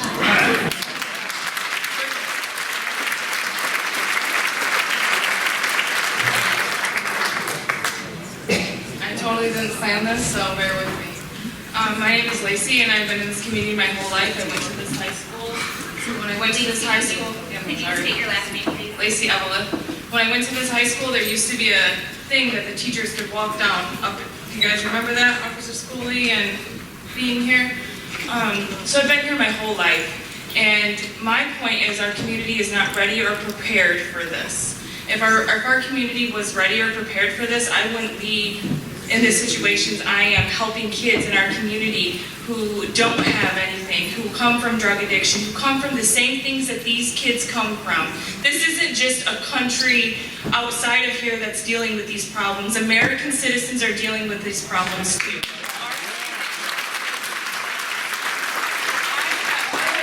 Guardianship of a daughter who I've had for 4 years. She's lived in my custody for 4 years and no one knew. She lived with me for 4 years. I just recently got guardianship of her. So you can't tell me that these kids from another country are going to come into our country with no documentation and we can keep track of them. We can't. If there was a way that we could, because I am for children, I am for addiction, I am for helping all people, but I am not for, and none of our city is going to be for when we can't keep accountability of these people. When we lose our own children into the system, when we lose our own parents into the system, when we can't counsel them, we can't send them for help, we have no place to put them, how can we then take in people from another country? That is my question. In this community my whole life, because my mother was on welfare and my brother is still now a drug addict, but my dad was a drug addict, and no one could help my mother. She seeked community for 35 years and never received it. We are not equipped to help other people. We are not. And that's plain and simple. Like, I wish we could, because I actually was offered a job. People told me, Lacey, you'd be great at working at this facility. And I would be, because I have compassion for people. I love all people no matter where they came from. And I will help them to the best of my ability. But when I am struggling here in our own community to help the kids around us, and then someone wants to come into our community and help people that aren't from our community, That's what we're standing against here. We're not standing against immigration because we are the United States of America. We come together from all countries. We're all immigrants here. That's not what we're doing. We are against the fact that we can't help our own people. And it's a sad reality. And I get that. It's a sad reality, and I wish we could help all of the people. But until we can help our own neighbors, until we have enough supplies, and until the money is distributed evenly, not even evenly, because we all have to work for our own. So that's not what I'm saying. But until we can help our own community, our own kids, and our own parents, and the only people going through the same thing they're going through, addiction. Because what's cartel? Addiction. So they're coming here with addiction. And it's not even... We have to help our own people before we go around and help everybody else. And I'm sorry, and I commend this community. But the Baptist Christian home just got shut down in St. Louis, Michigan, and they have been around for how long, but they didn't have funding. But yet we're going to fund another facility to take in immigrants when the Baptist community has been helping St. Louis for how long? Wow. Literally, you know how many kids got sent home from the Baptist community? How many? 15. But yet we're going to help how many? Let's help our community, and then once we've helped our community, expand and help others. That's the only way we're going to succeed.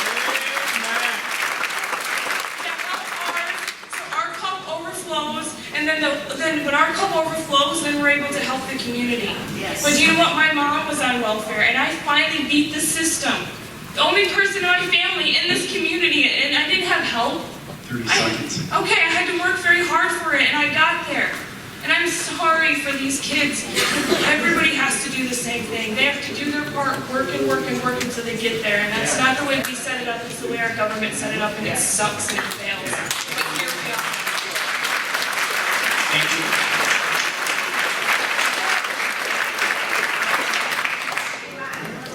My name is Monica Stevenson, and I'm from New Haven Township. Thank you for allowing me to speak this evening about rezoning. I was born here at Smith Memorial Hospital, lived here in this community my entire life.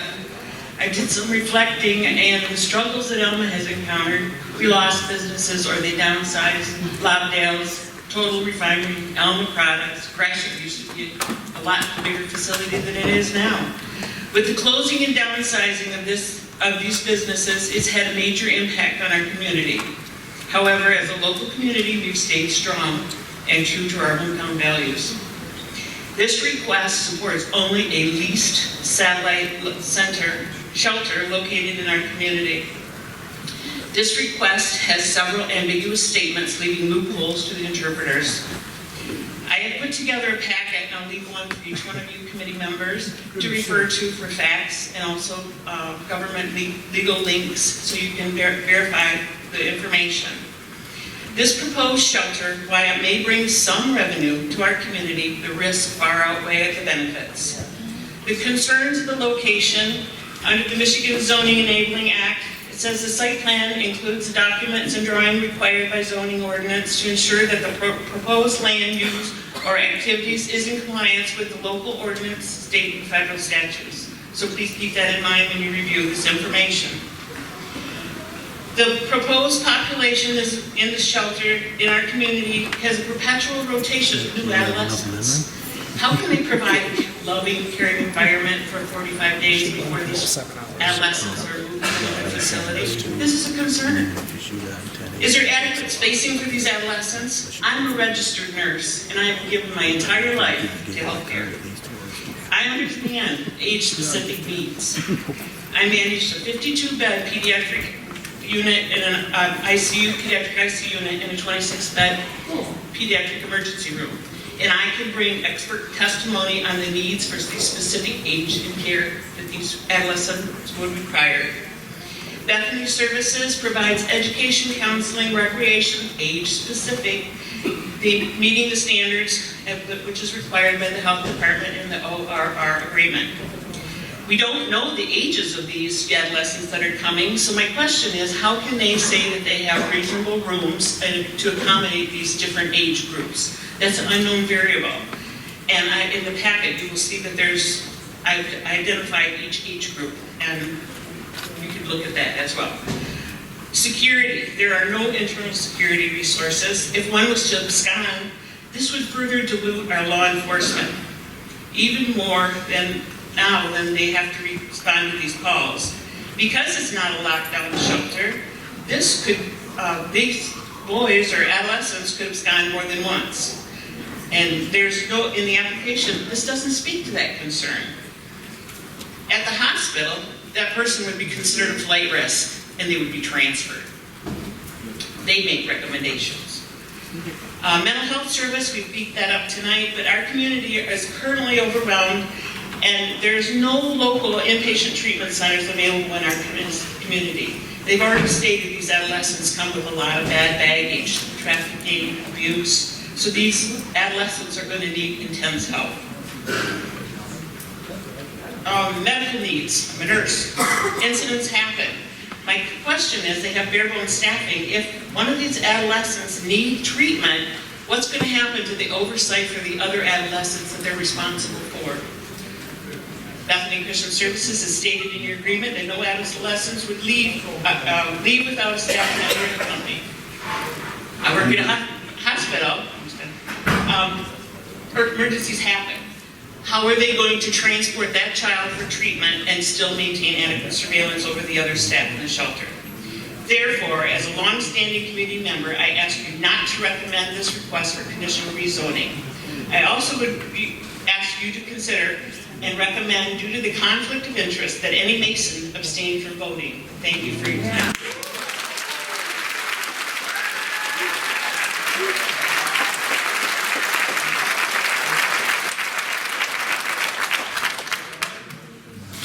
We can also take that pamphlet from you if you want us to have it.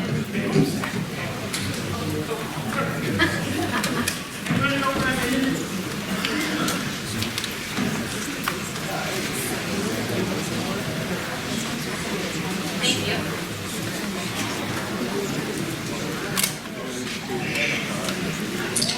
My name is Melba Franco, and I'm also, as Bonnie is a registered nurse. I'm a registered nurse. I'm a Hispanic. I worked for Alma Public Schools for 10 years. I was the first nurse for the elementary school. I too saw a lot of needs that the children had that were never met. And before I go on, I want to say that I have a home in Texas, 45 miles from the border. None of the people that there are for rezoning this have mentioned that they have been either to the border or live close to the border. They have not experienced what goes on when these people come across. When I'm there, I listen to the radio in Mexico, and they all day are broadcasting the crimes that are committed by all these kids. They're already indoctrinated when they come by the mafia and the cartel on what to do when they get here. Their objective is to eventually take over the United States, because the cartel wants to be able to have free reign and to take little children for organs, to use their organs, and young ladies to use as prostitutes. We see everybody that comes across. We have seen our friends that live around the border towns and ranches be killed, mutilated, and we have seen our towns there be taken over by them. They'll come to your home, and if they want the home, they tell you, get out. And if you don't get out, guess what happens to you? We have also been across the border. If they want your vehicle, they come and tell you, get off, give me your keys. And if there's nobody there, like police or the National Guard, which they have all around the border, they shoot you. They don't think twice for what they want. As a lady mentioned before, in the past years, yes, people from Mexico used to come across, and all they wanted was a job to make a living and support their families. That is not the case now. These kids that come over have already been indoctrinated by the cartel and the mafia.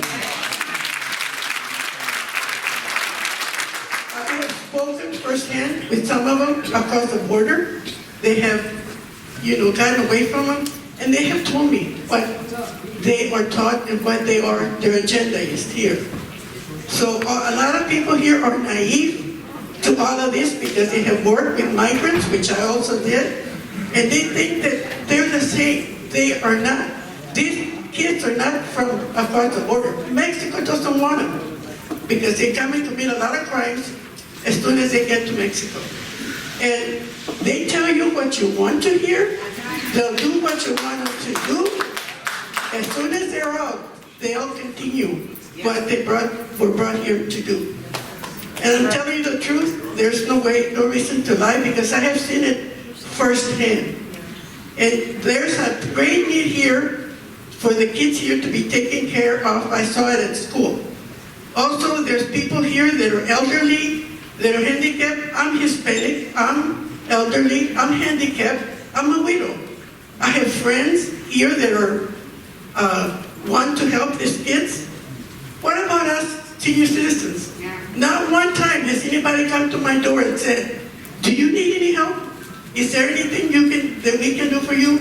And their friends that are for this, have they taken pity on us, elderly? No. They don't care about us. They don't care about the needs of the children or the servicemen, their children. If everybody wants to be a humanitarian, start here.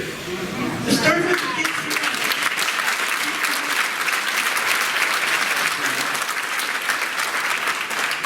here. These kids, once they're let loose, they'll continue with what they came here to do.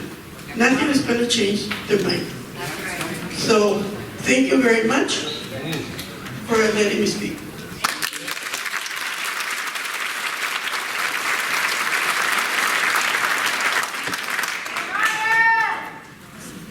Pretty sure that's just going to get the vote to be denied for the zoning change there. Good job, ma'am. Way to do it. My name is Ryan Kelly.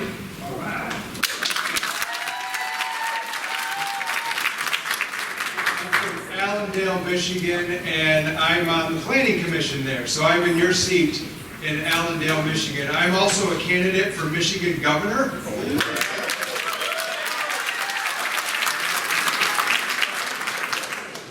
Speaking to people all across this great state of ours about these very issues here. So this is something that many people have been brought to the attention of across the state and have brought it to my attention as well. I would like to go back to the story that lady mentioned about Jose that was shot at by gang members and then flees to the United States. What about the children that get shot at by gang members in Detroit and Chicago?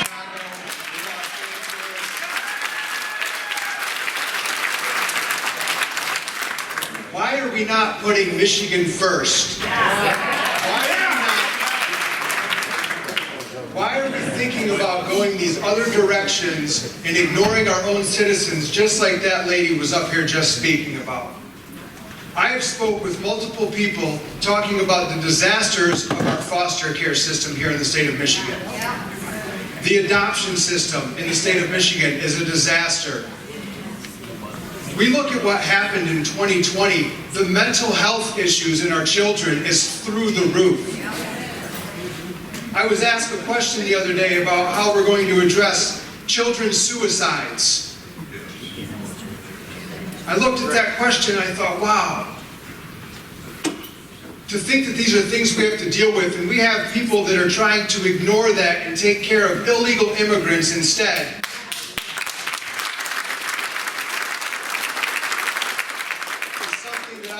To encourage you to reject this zoning change and put Michigan citizens first.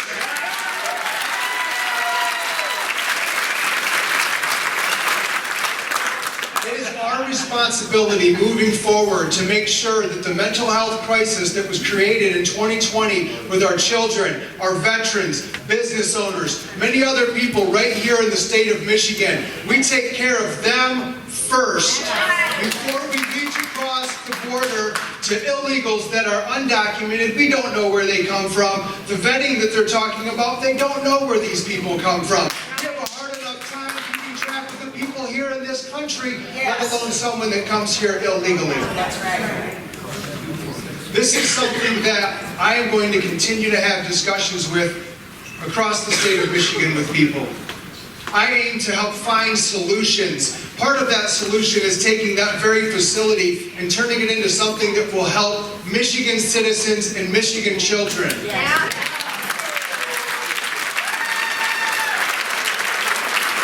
You have the opportunity here today to speak with your heart for America first, for our children first.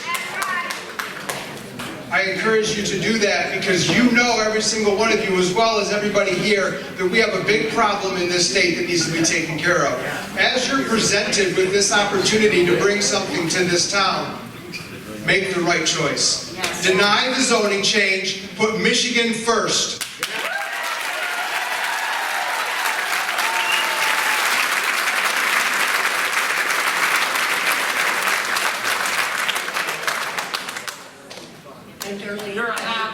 Lifelong resident of Shepherd.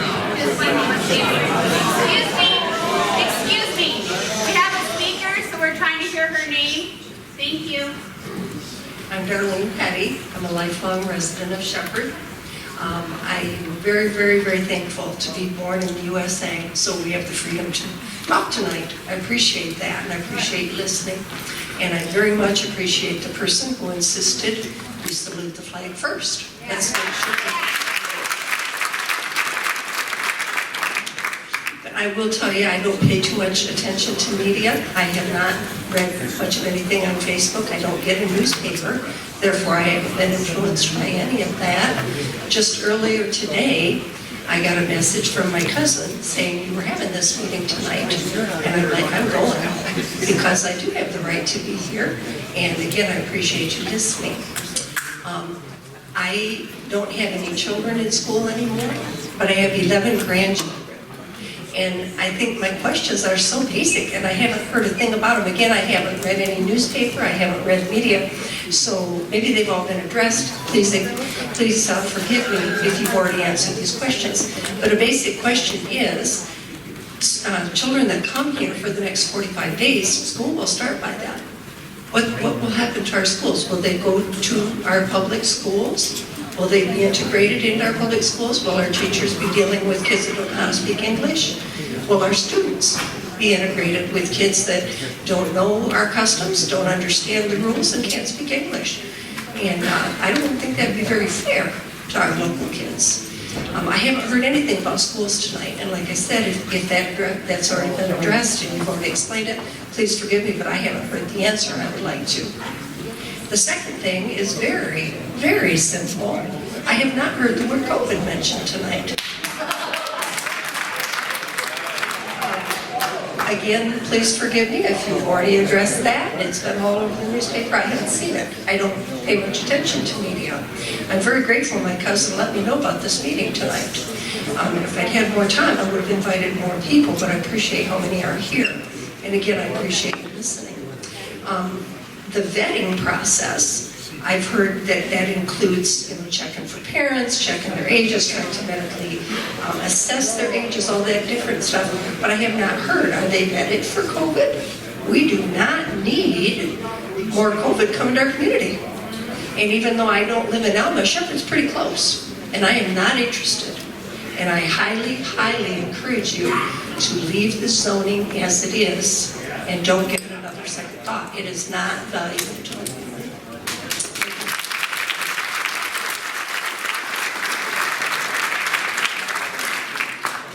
Hi, I'm Marianne Williams, and I'm from Riverdale.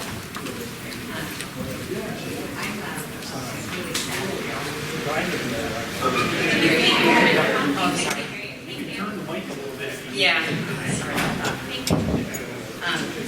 I'm really surprised that the Planning Commission is even entertaining this idea. It's just unfortunate, it really is, and it breaks my heart. I'm really surprised that this organization wants to be involved in something like this, housing and rotating illegal immigrant children that are being separated by from their parents at the border purposely by the U.S. government is unacceptable. And we know that they're being separated, and we have no idea. They're undocumented children, not knowing who they really are, what age or health status, their criminal history or anything. And I feel this organization is hiding behind immoral laws, manipulating language and intent, overlooking the peace and safety of this community, what this community wants, and let alone what these poor children need. This only inspires more illegal immigration. And what I find very interesting and suspect is ask yourselves, why now? Why do they want this now? When the entire global human trafficking ring is being exposed and dismantled right now as we speak. We're hearing about it through Epstein Island, through the Ghislaine Maxwell trials. You're hearing about it, even Britney Spears is discussing it. The Ever Given ship stuck in the canal that we're hearing about, this is how they're shipping these poor children in shipping containers in underground tunnels. It's disgusting. And, you know, it's all being disposed and dismantled right before our eyes. And it's just disgusting. And all the routes are being currently dismantled right now. So these human traffickers and criminals are getting desperate, looking for other avenues to traffic children and to get their hands on these kids. These are illegal kids, undocumented, untrackable, untraceable. They could easily get lost. And, you know, it's just, this only opens the door for more illegal immigration and for these sex traffickers to get their hands on more and more children. All we're doing is helping aid a very sick and broken system. Stand from inception, period. Ask yourselves again, why now? Why do they want to do this now when everybody is being caught in this global human trafficking ring? It's highly suspect. And sorry about that. I just feel as a society and as a community, we have to stop hiding behind corrupt laws and making decisions based on money, you know, rather than morality. You know? We have to make better choices and decisions, and I'm all about helping children. This is not the answer, and this is not the solution. Sorry about that. I just want to make sure I get all my notes in. But I just, you know, I feel like we're just using children as business, and they're not a business, you know, and going along with this, you're just telling the world that it's okay to do this. We're just helping to aid opening the door for these criminals. You know, the world knows better now, and we know exactly what's going on. And these short-term shelters are not the answer. And again, you're just opening the door for the pedophiles and all the traffickers to get their hands on them. Period.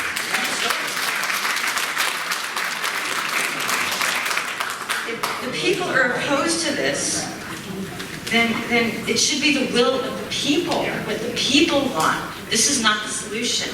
We should be honoring what an organization wants. This is tearing apart the community, and it's just unacceptable. There has to be another solution in another way. Thank you so much. Thank you.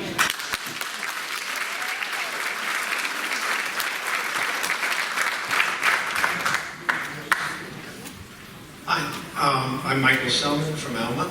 I'm going to be speaking in favor of the proposal. As you know well, there's lots of passion surrounding this issue. We've heard it today. We've heard really sincere questions.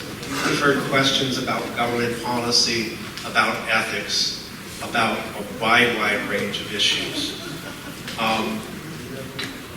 They deserve to be raised, and they deserve to be raised in an appropriate forum. And the Zoning Commission, the Planning Commission, and zoning laws are not the forum for discussing these issues. Your job as a planning commission is to set all of these issues and passions aside, even though they're real, even though they should be respected, and concentrate on the single question, which is your task. That question is the proposed rezoning consistent with Alma zoning code? Sometimes the answer to this question is no. You as a group know that I've stood before you and argued against proposed rezonings. Sometimes the answer to this question is yes. In this case, because of precedent, because of the decisions this commission has already made, I think the answer has to be yes. Years ago, the commission approved a request to use the Warwick property as an assisted living facility. On the basis of this approval, businesses have spent millions of dollars to build and operate a facility. It was incorrect.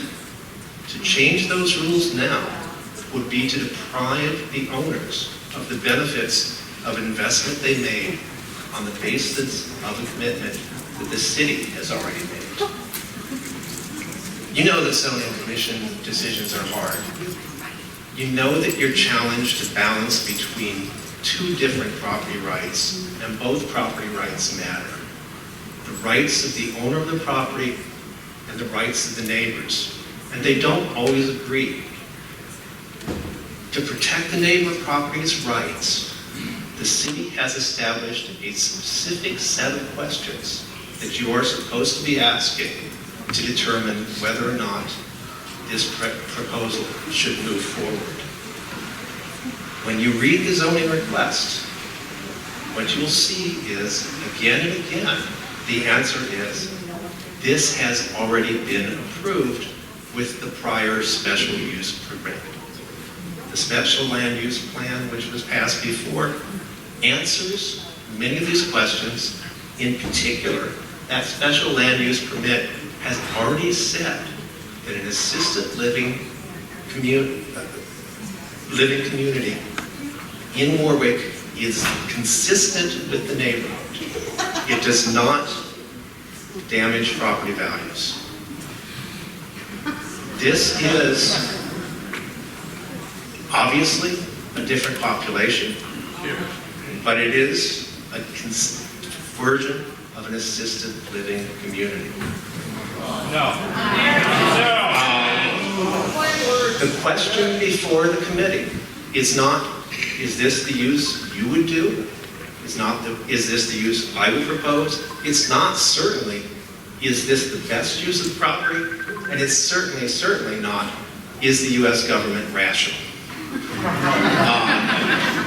The question before the committee is this proposal consistent with what we have done in the past and consistent with our zoning code? I think if you look at the facts of the case, the answer has to be yes. Thank you. No.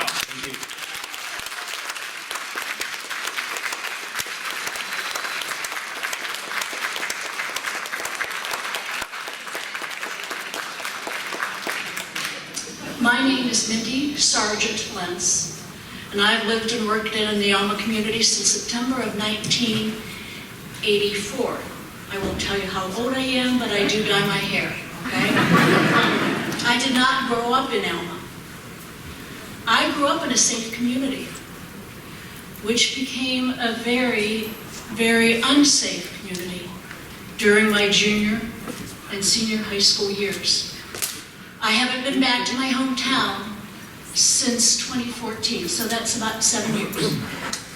But I would say in the 50 years since it became unsafe, it has not recovered and it never will recover.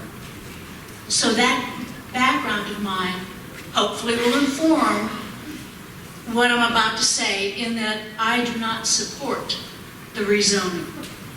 And my concerns that I would raise to you today are just a small part of that letter that some of you may have received, maybe you've even read. But my concerns are about the safety of this for the citizens of Alma. Now, to be honest, I live out in Pine River Township now, but the citizens of Alma, I think, deserve your first priority. My concerns are safety, so these are the questions. If there is an increase in crime in our community, such as break-ins, assaults, theft, drug trafficking, will those of you here on this planning commission and the city commission and the city administration, and I would even say Michigan Masonic Home staff, and maybe even Bethany Christian Services, will you each and all, all of you, be held personally, legally, financially, and morally responsible for the possible demise and decline of our community.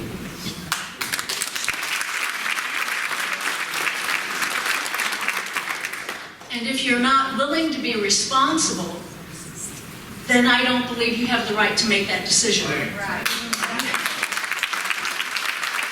You have the authority to make these decisions, but I believe your responsibility is to the community, to the people who've lived and worked here for years, if not decades. I understand that the Department of Homeland Security has closed the Office for Victims of Illegal Immigrant Crime. Without raising the taxes of our city and our county residents, how are you going to be held accountable then for possible need for increased safety costs, whether it be through the Alma City Police or through the county sheriffs, or, you know, I'm not sure where you would seek increased safety coverage, but I would have that concern. Now, Greg, I appreciate your mentioning that you have been a Mason for many years, but I would also ask that if there are any others in the city leadership that are in the positions to make these decisions that would benefit the Michigan Masonic Home, I would say that if any of you are active in Freemasonry or Order of Eastern Star, or if your spouse is active in one of these groups, I would say that that would constitute a conflict of interest.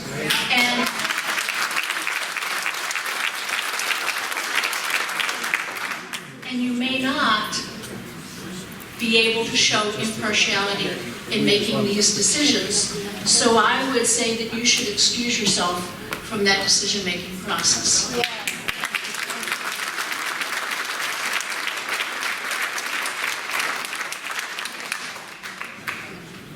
Good evening. My name is Dr. Lee Tarver.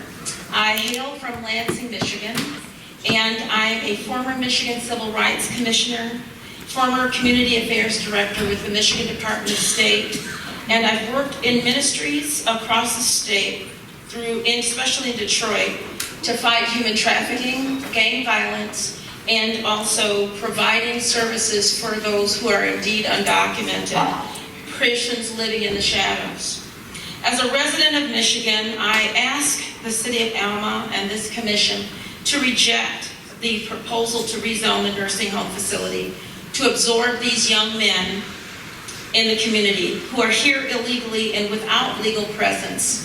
They do not have legal presence. And I know that you have been told that, but that is not correct. When you are a ward of the federal government, you are indeed a prisoner, and you do not have legal rights at that point, so you are not a legal citizen coming here illegally.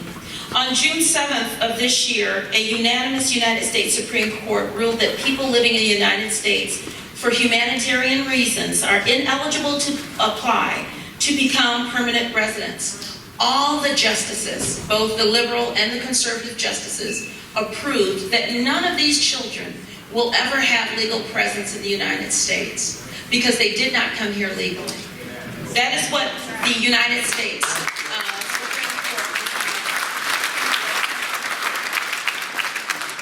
I came to just warn you about certain things. You are not a rubber stamp, as the gentleman indicated, that you must, this is your only scope. You are opening these meetings because you do have discretion to recommend to the council what you should do. If you do not want marijuana in your community, the people can speak and give you their voice, and then you should respond and take that information and make an informed decision. There was another person before me that indicated that we are split now, especially in this community. And you should not split your community based on a decision on whether or not this facility is safe, and you don't have the information in front of you. The Lansing crime rate, where I lived in Wyoming, Michigan, near Grand Rapids, and I've lived in the city proper of Detroit, not a suburb, in the city of Detroit. I'm the youngest of 10. And I grew up in Lansing. My father fought in World War II. My mother, she retired from the Ingham County Sheriff's Department. They're both in heaven looking down at me, and I hope that I do them proud. But at the end of the day, I grew up in Lansing. I don't live in a community that is gated. I live in a modest home. And I live with my husband. I have a mortgage on my home, and I have used vehicles. So I am not coming as some wealthy socialite. I am warning you that we have crime increasing in Lansing. The Lansing crime has increased. As of today, 17 people have been murdered in Lansing. And that is as of today. In 2020, there were 20 murders in 52 weeks, 365 days. 20 in the entire year. In 2019, there were 13 murders in the entire year. Lansing murders have increased, and WLNS in Lansing has indicated that Sheriff Wigglesworth, our Ingham County Sheriff, has to provide staff and support to the Lansing Police Department because they are not able to keep up with the crime. And I really want you to do a Google search. On June 16th of 2021, 17-year-old Jaden Wilder killed and murdered an individual here. Thank you. Individual here. This city, this county, Gratiot County, has two prisons and one jail. You know about incarceration, and you of all people should know that this is an incarceration facility. The people who leave here, these 17-year-olds, do not call them children. These are young men. And young men commit crimes. When they leave here, they're going to absorb themselves in communities of color where they can, where I live. And I don't want them. I want to tell you that MS-13, Vice Lords, 7 Mile Bloods, Devil Disciples, Latin Counts, Spanish Cobras, Sinaloa Cartel, Los Zetas, Barrio Azteca are the known gangs in Michigan. And so I'm telling you right now that Gratiot County, the population of your prisons are exactly what is being brought into your community. Can you wrap it up? Yes, I got. Thank you. I just wanted to share, and I'm almost done. Please. The 14% of the population in Michigan is black, and yes, I'm black. But we make up 53% of the prison population. And I'm telling you that you cannot, and the demographics that you see, the breakdown, no skill, poor education, family unit is not there, exposed to extreme trauma, social influence, no jobs, no citizenship, no activity. That is a recipe for a path to prison. And not anything more. And so I implore you, please, that 16-year-olds in Lansing are killing people. Thank you. Thank you. Appreciate it.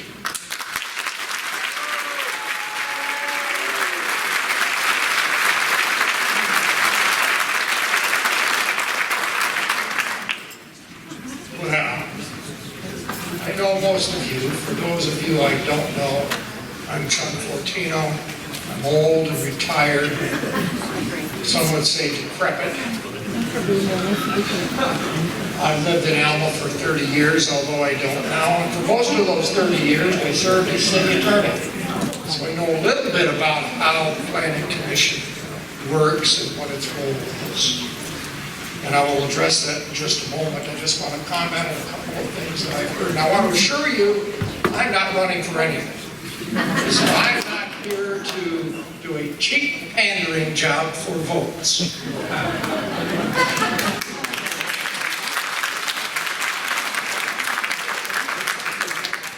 I've listened with great interest to everything that's been said up until now, and it seems to me there's one pervasive factor that runs through everything that has been said by the folks who speak in opposition to this change, and that is fear. Plain and simple, I think the previous speaker made it abundantly clear that the motivation, the concern is fear. fear of the unknown, I assume.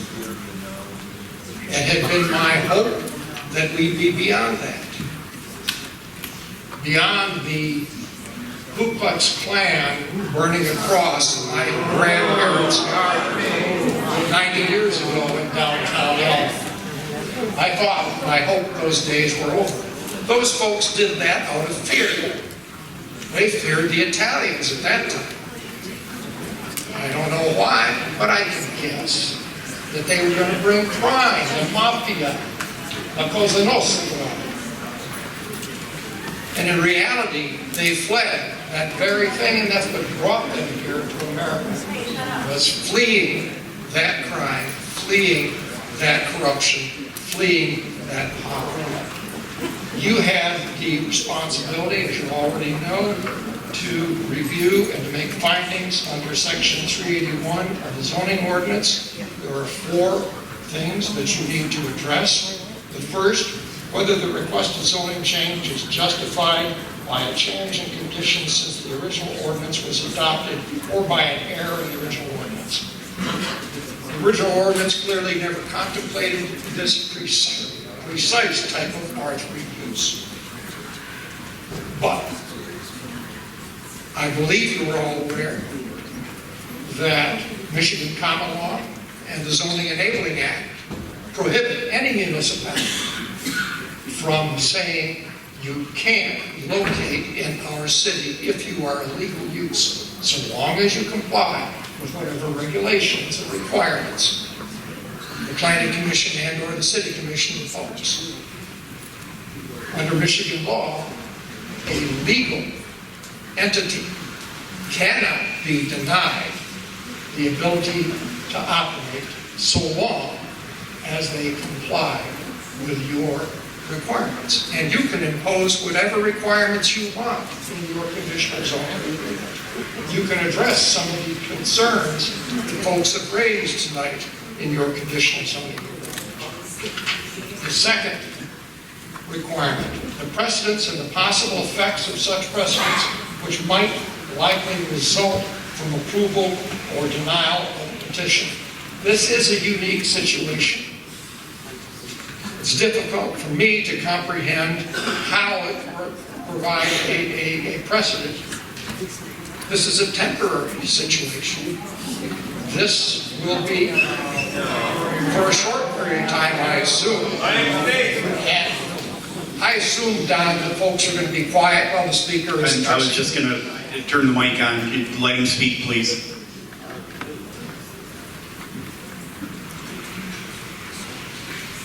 You can impose a time limit if you wish. You can impose whatever conditions you deem appropriate.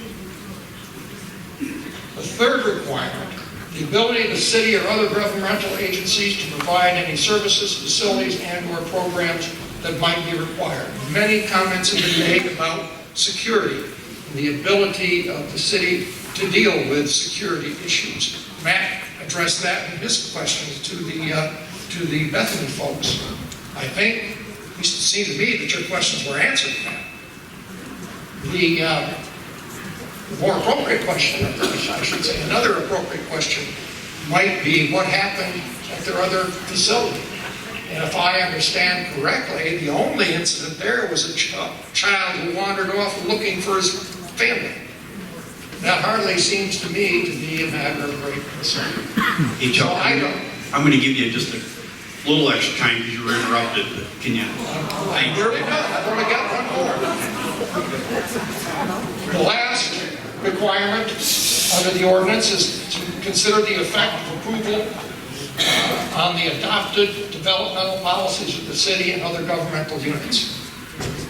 It shouldn't have any effect on the city's master plan. It shouldn't have any effect at all. And to the extent that this body is concerned that it would have an effect, again, you can impose such conditions as you see fit in order to address those concerns. With those thoughts in mind, I would hope that you will favorably consider the application.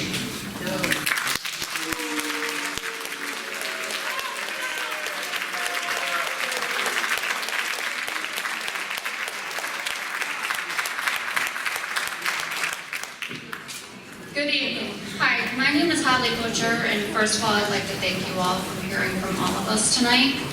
I'm going to start off with saying a lot of us, well, a group of us in particular, we've been called a lot of names, racist, xenophobic.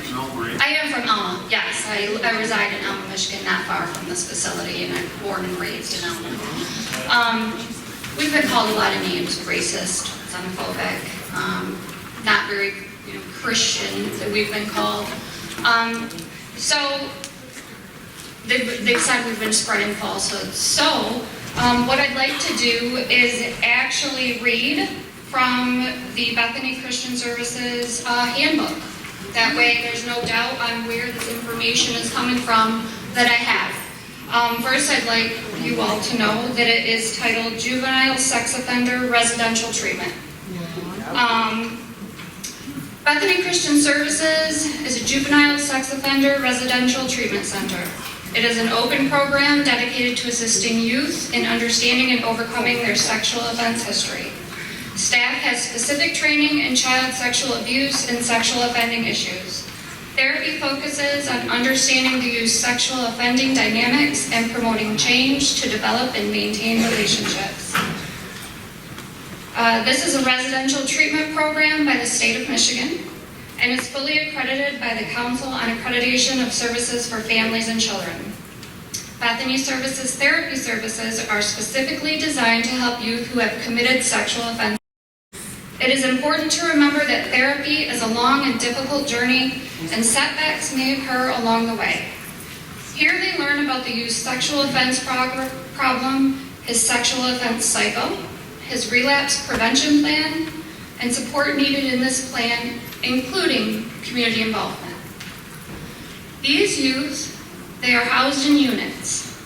Each youth's unit operates on a level system in order to receive specific privileges. There are 6 levels of each unit.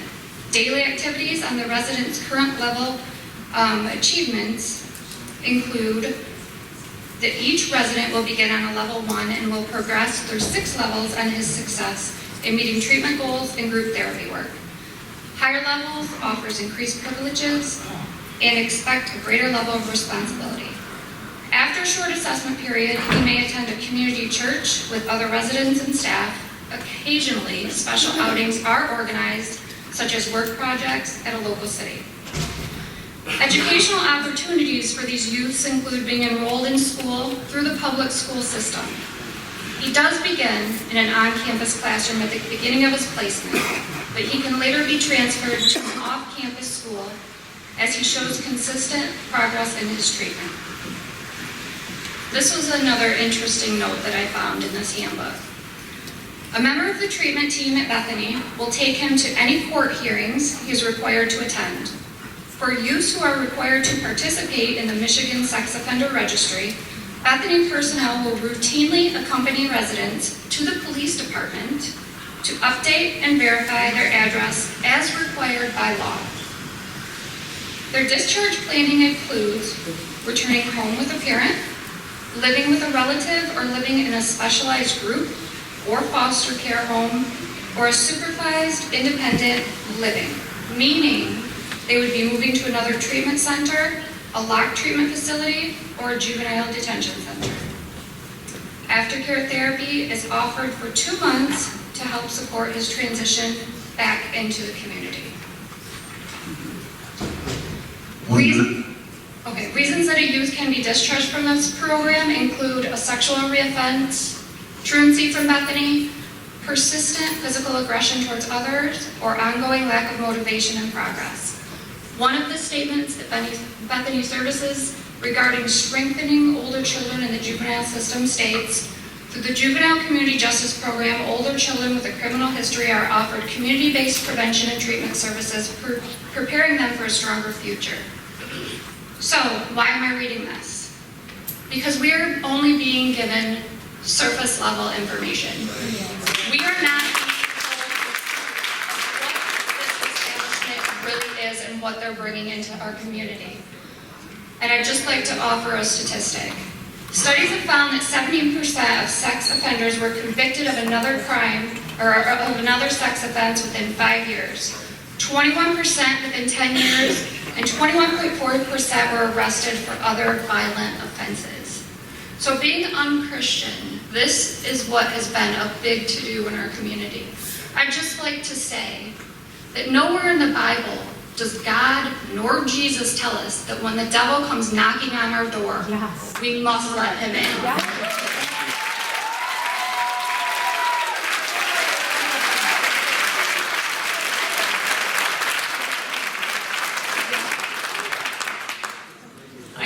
Well, my name is Linda Ludiak and I live in Alma. I think Bethany's proposal was really for unaccompanied immigrant youth, not for juvenile sex offenders, just so.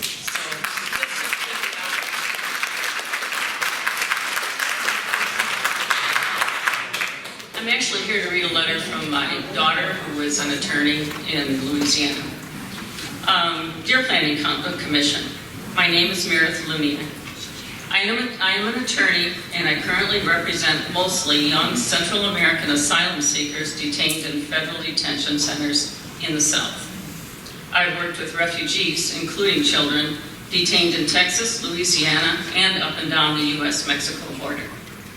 During my time working with immigrants, I've yet to meet one person unworthy of compassion and acceptance. I was also born and raised in Alma. I spent all my formative years here and graduated from Alma High School, as did my brother and sister. My parents both went to Alma College. My dad, Phil, was born and raised in St. Louis, and many generations of Luniaks established their families in Gratiot County. In short, Alma is in my blood. I grew up in the same close-knit town that you all know well. The time I was most proud and most grateful to be from Alma is when it cared for me and my family after my dad passed away. I was 13, a child in need, and the warm and caring community in Alma helped me through my grief and pain. From my teachers at Alma Middle School, to my church community, to my neighbors down the street on Yale Avenue. I was traumatized by the loss of a parent, but I was also changed forever for the positive because of my town. The care I received after my dad died instilled in me an instinct for love and compassion without condition. A practice I try always to bring to my life and my work, even when I come across people I don't agree with. As an immigration lawyer, there's plenty I could say about what it means to be an asylum seeker, including how asylum seekers are tracked by ICE as children and as adults. But I write to you now as someone from Alma, someone who knows this community to be one that can care for children in need. I can promise you from my legal experience that these children will have undergone traumas unimaginable to most of the residents fortunate enough to live in Alma. These children are victims, here because they have been driven from their homes by forces that children should not have to endure, because they have no other choice, because they need support and protection. The difference between these children and the ones born at Gratiot Community Hospital is simply a matter of geography. Our people know how to care for children in need. I know it because I have been a child in need here in Alma. Please do not let the loud voices of the fearful let us lose touch with our fundamental character. I would urge the Planning Commission to permit the rezoning and demonstrate once again that Alma is driven by love, not by fear and ignorance. Sincerely, Meredith Furtino.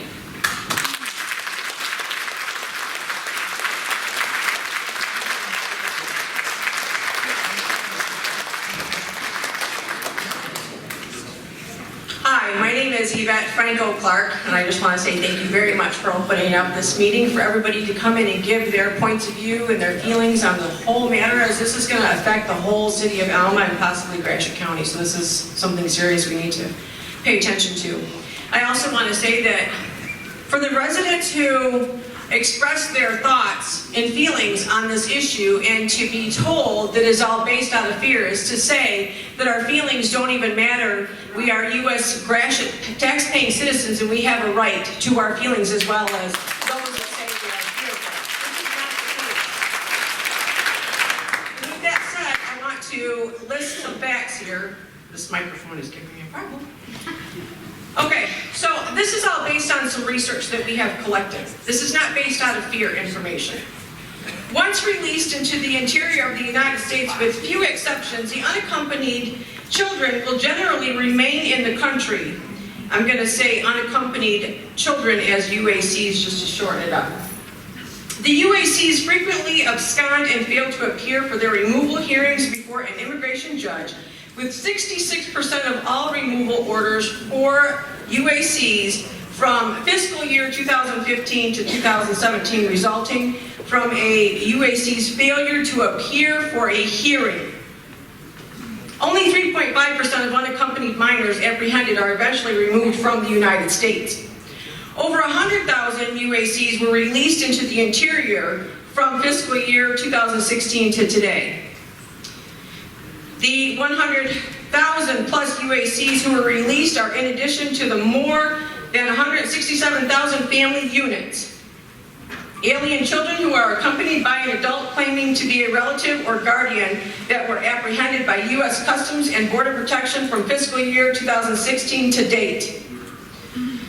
In recent months, there has been a staggering increase in the apprehension of UACs and family units from Central America crossing the southern border and being released into the United States. The number of family units crossing the border increases by 625% since last April. In December, officials apprehended over 4,000 UACs and 8,000 family units, an increase of 30% and 68% respectively since October. Thousands of these unaccompanied children, particularly young teenage girls, are subjected to sexual abuse by smugglers, criminals, and even government officials along the border. I just want to read, since I've only got 2 minutes left here, I'm going to read a couple of articles to you with some other facts. And this was dated July 6, 2021, so this is recent. A third of the 5,300 unaccompanied migrant children being housed at emergency shelters don't have close family in the U.S. According to Health and Human Services data, advocates for the emergency shelters say the facilities are meant to safely shelter children for a couple of weeks while the U.S. government tries to find relatives in the country. Another article that was dated June 11th, this comes from Elizabeth Gretter, a senior attorney at Children's Rights, who states that we are dismayed, however, that many of the same critical safety functions that have plagued the state and placed children in harm's way for years still remain at issue. She said DHHS is still not consistently performing initial and annual safety checks when kids are placed with unlicensed relatives. While kinship care is a preferred placement if a child must be removed from their birth parents, as opposed to foster care placement with strangers, this lapse should be corrected. She gives a story. Last year's death of Cornelius Fredericks at the hands of staff in the group home where he lived raises a red flag regarding the state's oversight of institutions and group homes, according to the Monitor, which found plenty of evidence that children are sometimes put at grave risk for their safety and well-being. Last article, 50 seconds left. Nathan Panu said she hasn't seen a plan to reunite the 2,300 children already separated and organizations working with them expect to continue their work. They're still going to remain apart for the foreseeable future. Tanya Brown, the regional director for Bethany Christian Services, said her organization was caring for about 15 children who had arrived in Maryland since May 7th. The youngest was 18 months old. In the past, teenagers who made the journey to the United States would arrive with scraps of paper pinned to their clothes or relatives' phone numbers written on their hands. The more recent arrivals sometimes don't even have that much.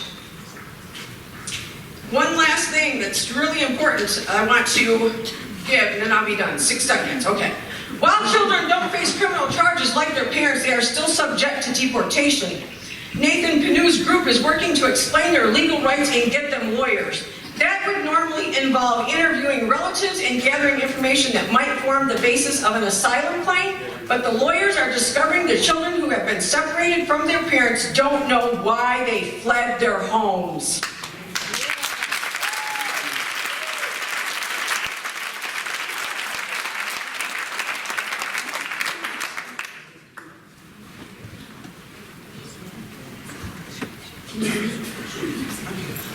Good evening. My name is Maria Vichier, and I am a resident of Alma. I have worked with the migrant population for 30 years, and I still do some work with translating for them and taking them to doctor appointments and such. In the early 80s, my church, Alma First Church of God, sponsored a couple of families that were running away from the ruthless communists in Cambodia. Not only our church, but a couple other churches in the area. We housed them, took them to ESL classes, and other places they had to do their business. We took a big leap of faith, taking them in, and they took a big leap of faith, trusting us with their children in our schools. Our greatest reward, however, was watching them grow and learning English and watching their confidence grow as they watched the community accept them. They moved on to live in California. The kids that came when they were little are now professionals. Just like we gave them a chance, we should give our young refugees a chance. The little English that they learn here, they can use in their country when they go back and possibly get a good job, a better job. I think we could open our hearts and give these kids a chance. They are not here by choice. They had to flee their country, and I know that Alma is a good community, and we can show them that they are welcome here. And this is not in my notes that I was going to say this, but we have a lot of Guatemala people that live here and work here, and I work with people from Central America, Guatemala, Honduras, and every time I take these guys, and they've lived here for 8 years or so, and they see people begging, they ask, why are these people begging? There are jobs out there. Why don't they take them? And truthfully, I tell them because they want their weekends off, they want health care, and they don't want to work weekends and so forth, and you guys are willing to work for whatever pay they get. These kids that they work in their land, they work for $5 a day, and they stand and go, and if they get picked to get work, they work for $5 a day. And so, I mean, and they've lived here forever, and they've lived in your backyards. They have not harmed anybody. And they only come here to work so you can have food on your table. Thank you.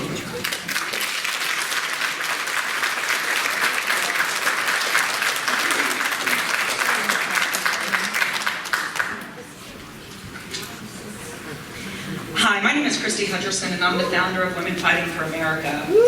I am from Florida. I got a call about 2.5, 3 weeks ago from a huge group of concerned citizens of Alma. And the reason why I'm here is because they understand my extensive work that I've done at the border. I have spent over 30 solid days at the border from Tijuana, Mexico to Texas. I have rode along with SABRE teams. I have interacted with drug cartel. I have talked to the federales on both the Mexican side. I had an ICE agent undercover ride with me just recently, a couple weeks ago, for 1 week on his time off. I've also interviewed Border Patrol agents from California all the way to Texas. I have been to these detention facilities. I have interviewed. So I can kind of say I've been boots on the ground and physically have seen what's going on with these UACs. And I'm here to tell you a couple things. These UACs, these children, and you have to understand that for American citizens who do not spend time at the border, because unless you've been down to the border, unless you've talked to the ICE agents in depth, off the record, because they're under gag orders under this administration, you will not understand that nobody crosses the border from California to Texas without, in one way, shape, or the other, paying the drug cartel. Right. What does that mean? That's right. Because we don't understand that. The drug cartel, it costs $2,000, it used to be $2,000, but now because of this administration, and I'm not for either administration, this is about policies and agendas. So when these Border Patrol agents, when these children come across the border, they're paying the drug cartel anywhere from $4,000 to $6,000. And it doesn't matter if you're an infant all the way up to the age of 100 plus. If you do not have the money to pay for the drug cartel to get you across the border, you are beholden to them. And how do you say, I get asked all the time, well, how can the drug cartel keep track of those individuals once they cross the border and become into a town like Alma, these children, these young adults? I said, they understand the culture of the drug cartel in their countries and respective countries. The drug cartel tell them, once you're over into the United States, you cannot pay the money to us. You're either going to have to work it off in the drug trade, the sex trade, or if you're lucky enough that they allow you to get a job in the community as a farm worker or whatever, they have to pay back the drug cartel. And these are the children, by the way, too. I've seen the tattoos on these kids. I've seen the different colored wristbands on these unaccompanied children. And if you don't understand what a wristband or a tattoo is, please get yourself informed. These kids, unfortunately, yes, they have been abused and exploited and trafficked along the way. I've seen the rape trees. I have pictures of the rape trees. Go to our website. I'm also going to give you 2 sheriffs that I want you to call. They know I'm here. Sheriff Mark Lamb, I'm sure you guys have seen him on Fox and CNN and other news organizations. I also want you to call Sheriff Mark Daniels. These guys are from Cochise County. They are on the front lines every day dealing with this, not just recently, but year after year from the Bush administration on. They know a little bit about the border crisis and these unaccompanied children and where they come from. They are not capable of being turned out into our society. And once these kids at 16, 17-year-olds, they're going to age out. Where are they going to go? They're going to go into your communities, they're beholden to the drug cartel, and they are going to, 9 times out of 10, start a life of crime. I'm going to read you some statistics here really quick. I'm going to talk about, first of all, also, I want to talk about the system because in reality, I was looking at Bethany's rebuttal and proposal underneath the diligently working to reunify children with their families. If that's really the truth, and that's what you want to do, is reunify these children, we already have this system in place. The process to reunify unaccompanied children with their families exists within DHS and the ICE system. ICE air operations, which by the way is paid by the American taxpayers, they will actually contact within 48 to 72 hours of these children coming over our border. They will get in contact with the consulates of these countries. They will also work with hospitals on the ground and churches. That ICE agent, after they figure out what country of origin these children come from, they have the capability within 72 hours putting them on an ICE plane with an ICE agent and taking them back to the country of origin and reuniting them with their families. I'm going to also really quick talk about the vetting process because this is really key. ICE agents, BP, and I'm going to give you this packet because I'm going to give you numbers that you can call to verify everything I'm saying here because this is very important to know. They do not have the capability of vetting in any of these children. There's no DNA testing. There is no IDs. There's no birth certificates. So they have no idea the age of these children, where they're from, or anything else. So you do not know. And by the way, Bethany Church does not have that capability either. Because we do not have that within our legal system to take a child supposedly without a birth certificate. We don't know who they are or where they come from. Thank you. So I would just tell the Alma that this is very key. You guys need to stand up against this because this is going to start crime in your communities. If you look at Minneapolis, Minnesota, underneath the Bush and Obama administration, when they did the Somalia migration, look what happened to their cities. It's coming here, folks. Your time's up. Thank you.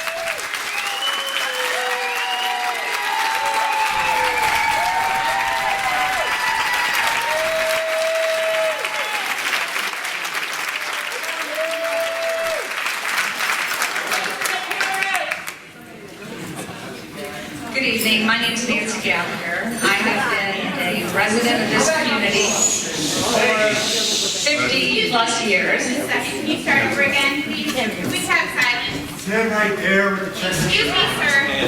You are doing the same thing, sir. Thank you. Go ahead. Say your name again, start over. My name's Nancy Gallagher. I've lived in this community for over 50 years. I have been on your side of the table, but never with an audience this big.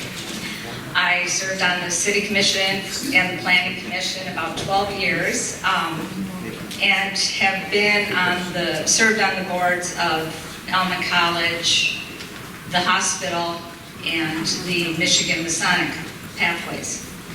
I'm obviously not a Mason. I don't have any current connection there. But some of the other comments made me compelled to urge you to consider the applicant and the character and integrity of these two nonprofit organizations that are before you. I know that some people have strong feelings about immigration, about immigrants, about a whole host of issues and needs in our society. I'm not saying that their feelings, their opinions aren't valid, but they have very, very little to do with the issue before you tonight. Masonic Pathways is one of several large nonprofit institutions in our community that I think have totally affected the character of this community. They're the pillars that provide all these wonderful employees, programs, and services that really give us the character of this community. We're a town of caregivers. We have hundreds working at Masonic Pathways, taking care of some of our most beloved senior citizens. And they use our hospital, and there's a great synergy there. Our hospital has always been one of the largest employers, nonprofit, caregiving people, wonderful facility. Our college, our public schools, we are a city of nonprofits, and Masonic Pathways has been a good steward of this community, and I don't think they deserve to be treated as some money-grubbing organization. They are trying to make the highest and best use of a property they have. I appreciate that people think there are other needs to support veterans, need to support children, childhood psychiatric care. I think that is huge on everyone's list. And I find it so ironic that someone would read a chapter from Bethany's publication talking about how they offer services for children involved in sexual abuse.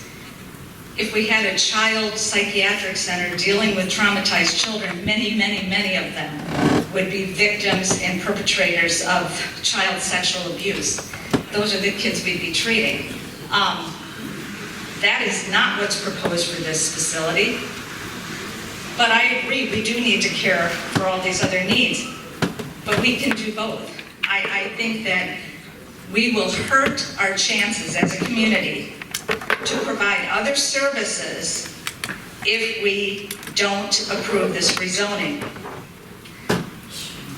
The economic vitality of our large institutions like Masonic is vitally important to our employment base.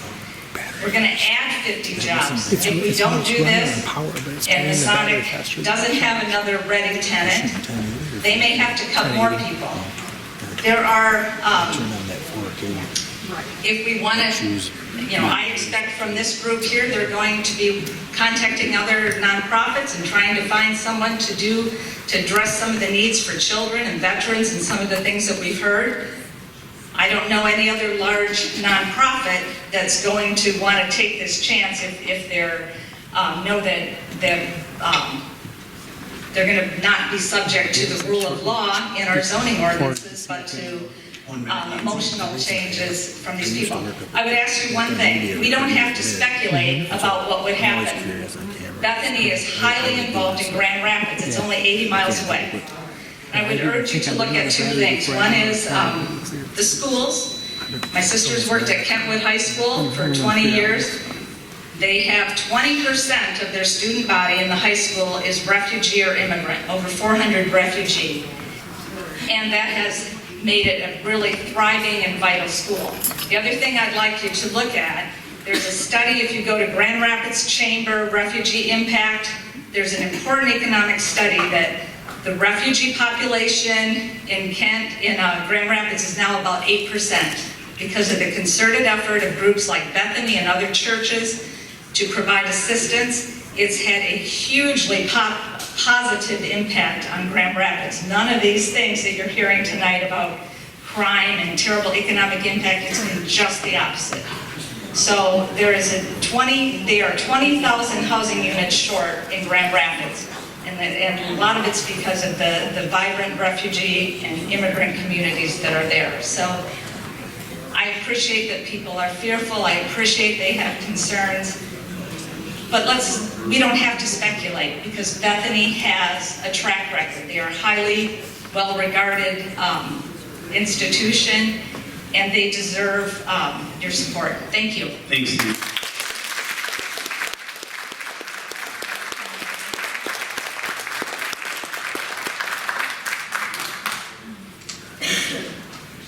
Hi, my name is Donna Brandenburg, and I am a Michigan resident. The statement we just made on Kentwood is categorically false. I'm a Michigan resident in the Grand Rapids area. The statement about Grand Rapids and Kentwood is categorically false. Kentwood has got a reputation of being known as Redwood, and people are fleeing there by the droves of actual property owners, and it is a very high tenant population. I want to clear the record on that. I'm going to stand up here right now because I am absolutely insulted by anyone who wants to claim a religious background for profit on any way, shape, or form. It's abhorrent to me. It's repulsive, because just because somebody has got a God is here sign on the door doesn't mean he's here at all. And I am insulted and distressed by this. Now, anybody can say anything that they want, but what it comes down to is, what do you do? I'm an adoptive mother. I adopted a child. I was lied to by the adoption industry massively, massively. I have to pay for her meds, 20 grand a year plus for her meds. There is no help. And these guys walk away from this after they take their cash, and they have nothing to do with it afterwards. You're like stray dogs that come and crap in your yard, and you guys are going to have to pick up the bill.